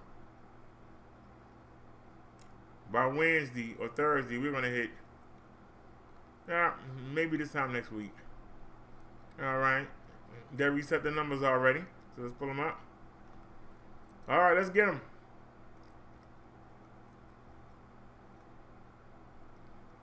$3,470 new cases in the state of California, 71 deaths. Not as bad as yesterday. Texas, 2,577. 105 people died in Texas. Florida, 3,190. 97 people died. New York, 869. 7 people died. Georgia, 2,124. 41 people died. New York and spiked a bit, and it's slowing down Georgia from catching them. But you see 292,000 versus 476,000. Florida got a ways to go. And they got a contender because Illinois is at 262,000. They picked up 2,121 cases. They lost 22 in the state of Illinois. Arizona, they picked up 605 cases. They lost 27. New Jersey picked up 406. They lost 4. North Carolina is closing in on New Jersey for the number 8 slot. North Carolina picked up 1,454. They lost 24. Tennessee picked up 1,032 and lost 39. No stats for Louisiana. Pennsylvania picked up 891. They lost 1. Alabama picked up 943. They lost 17. Ohio 1,324. They lost 16. Virginia 1,300. They lost 11. South Carolina 932. They lost 12. Massachusetts 554. They lost 16. Michigan, what up though? 807. They lost 11. My state of Maryland. My state of Maryland. My little itty bitty state of Maryland. We picked up 809 cases today. We lost 8. Indiana, 1,056 new cases. We lost 17. Indiana, ooh-wee. 1,056 new cases. They lost 17.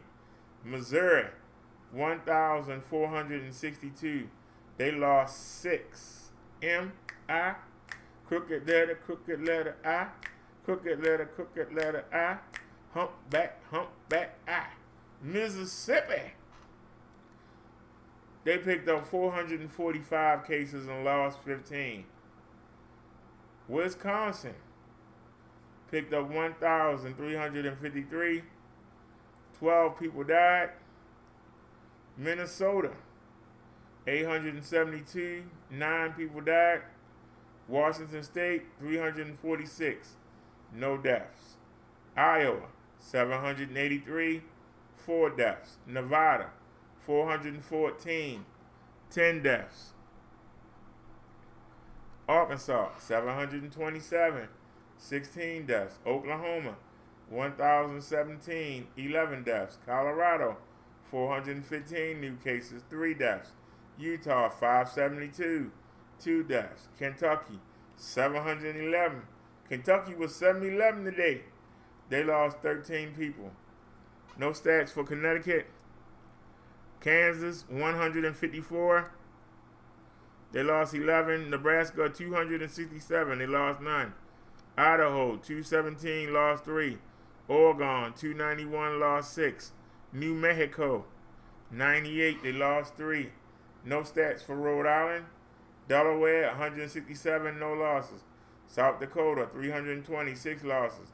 North Dakota, 467, 3 losses. District of Columbia, 59, no losses. West Virginia, 347, 2 losses. Hawaii, 129, 1 loss. Montana, 140, 2 losses. New Hampshire, 32, 1 loss. Alaska, 103, 1 loss.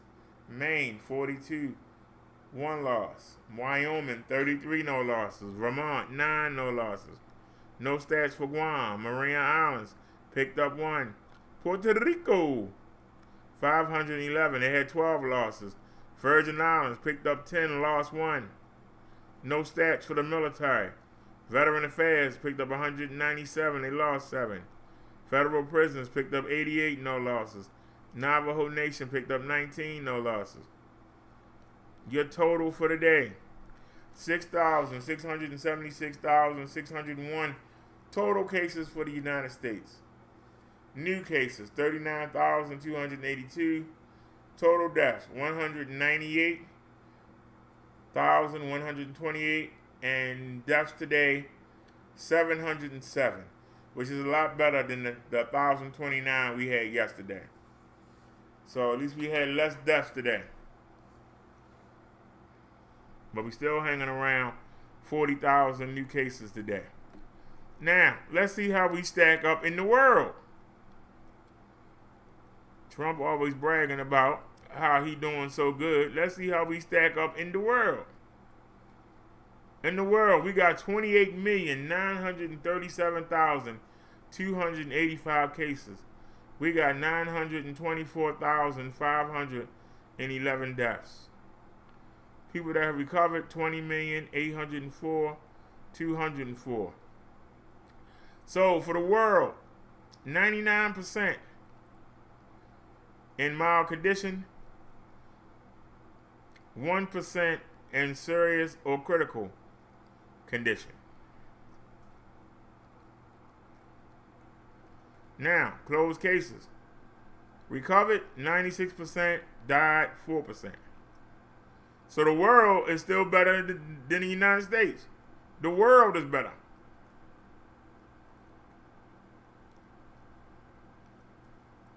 All right. Let's shimmy on down here.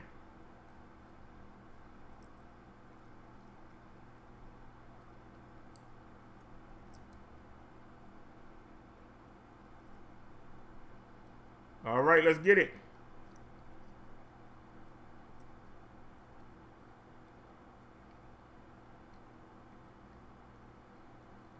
In the United States, 39,282, 707 deaths today. India catching up with us. They picked up 94,409 new cases. They got 1,108 deaths today. Brazil, 31,880 new cases. They got 800 people die today. Russia, 5,488. They got 119 deaths. Peru, 6,162. They lost 123. Colombia, 6,876 new cases. They lost 216. Mexico, 5,935 new cases. They lost 534 people. They don't have good health care. South Africa, 1,816. They lost 49. No stats for Spain. Argentina, 10,776. They lost 115. Chile, 2,131. They lost 45. Iran, 2,139. They lost 16. France, 10,561. They lost 17. The UK, 3,497. They lost 9. Bangladesh, 1,282. They lost 34. Saudi Arabia, 643, lost 27. Pakistan, 584 new cases. They lost 3. Turkey, 1,509. They lost 48. Iraq, 4,106. They lost 60. Italy, 1,501. They lost 6. Germany, 821. They lost 4. Philippines, 4,935. They lost 186. Indonesia, 3,806. They lost 106. Israel, 4,158. They lost 13. The UK, 3,103. They lost 72. Canada, 515. They lost 7. Bolivia, 967. They lost 57. Qatar, whatever it's called, 236, no losses. Ecuador, 1,719. They lost 28. Kazakhstan, 68, no losses. Dominican Republic, 860, 12 losses. Romania, 1,311, 27 losses.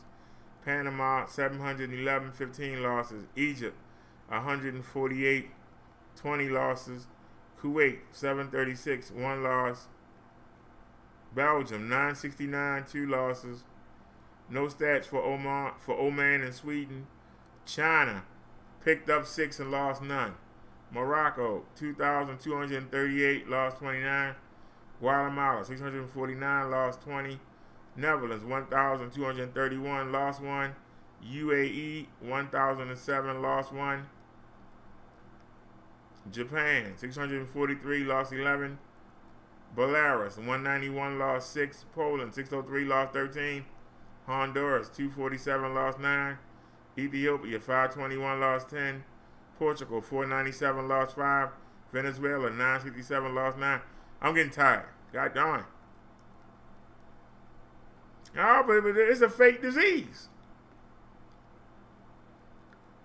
It's all over the world. Whoa.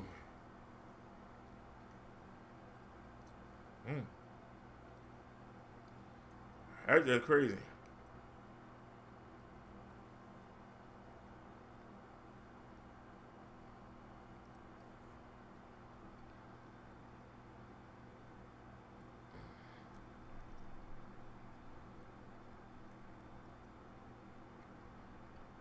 He said, virus deaths don't matter. China and India both.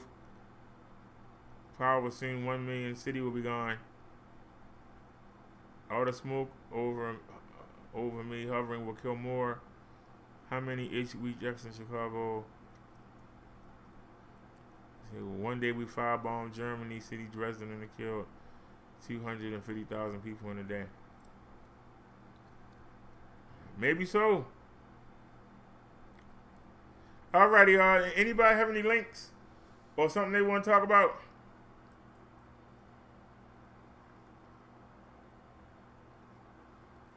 You said 9 deaths a day is normal for Chicago. 9 deaths a day shouldn't be normal for nobody. That's pretty bad.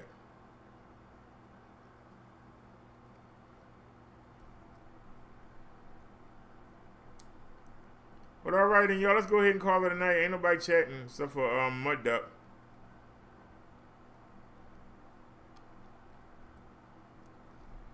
I'm gonna lick my wounds about not getting my trailer today. But it's all good. God had a reason for it. And I hope whoever got my property in that house, I hope it catch on fire. And I hope we get to go cover the screen. But that's ridiculous. But alright, y'all, I don't want to stay on late because I want to get up. I got to be outside tomorrow. Or somebody going to have my helmet. It's not going to fit in the mailbox. So if I don't go outside tomorrow, and it's Sunday, so that means I don't know what time it's coming. So I'm going to be sitting outside waiting. I could be sitting out there all day. I don't know what time that man coming. But I need to be out there early.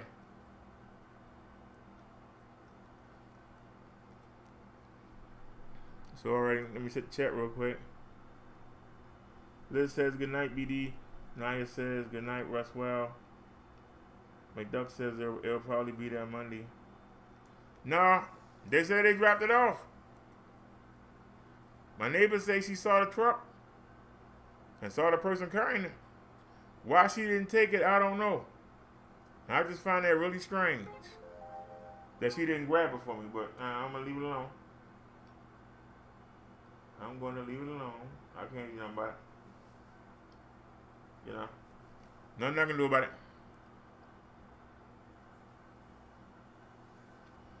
So alrighty, y'all. I'll see y'all tomorrow. As Naya would say, have a great day. And as I say, I'll see y'all later on. So I'll be outside probably about 12:01 out there waiting, and I'll go live. Maybe I'll bring the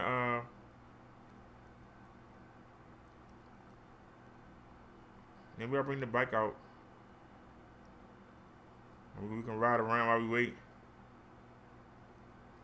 So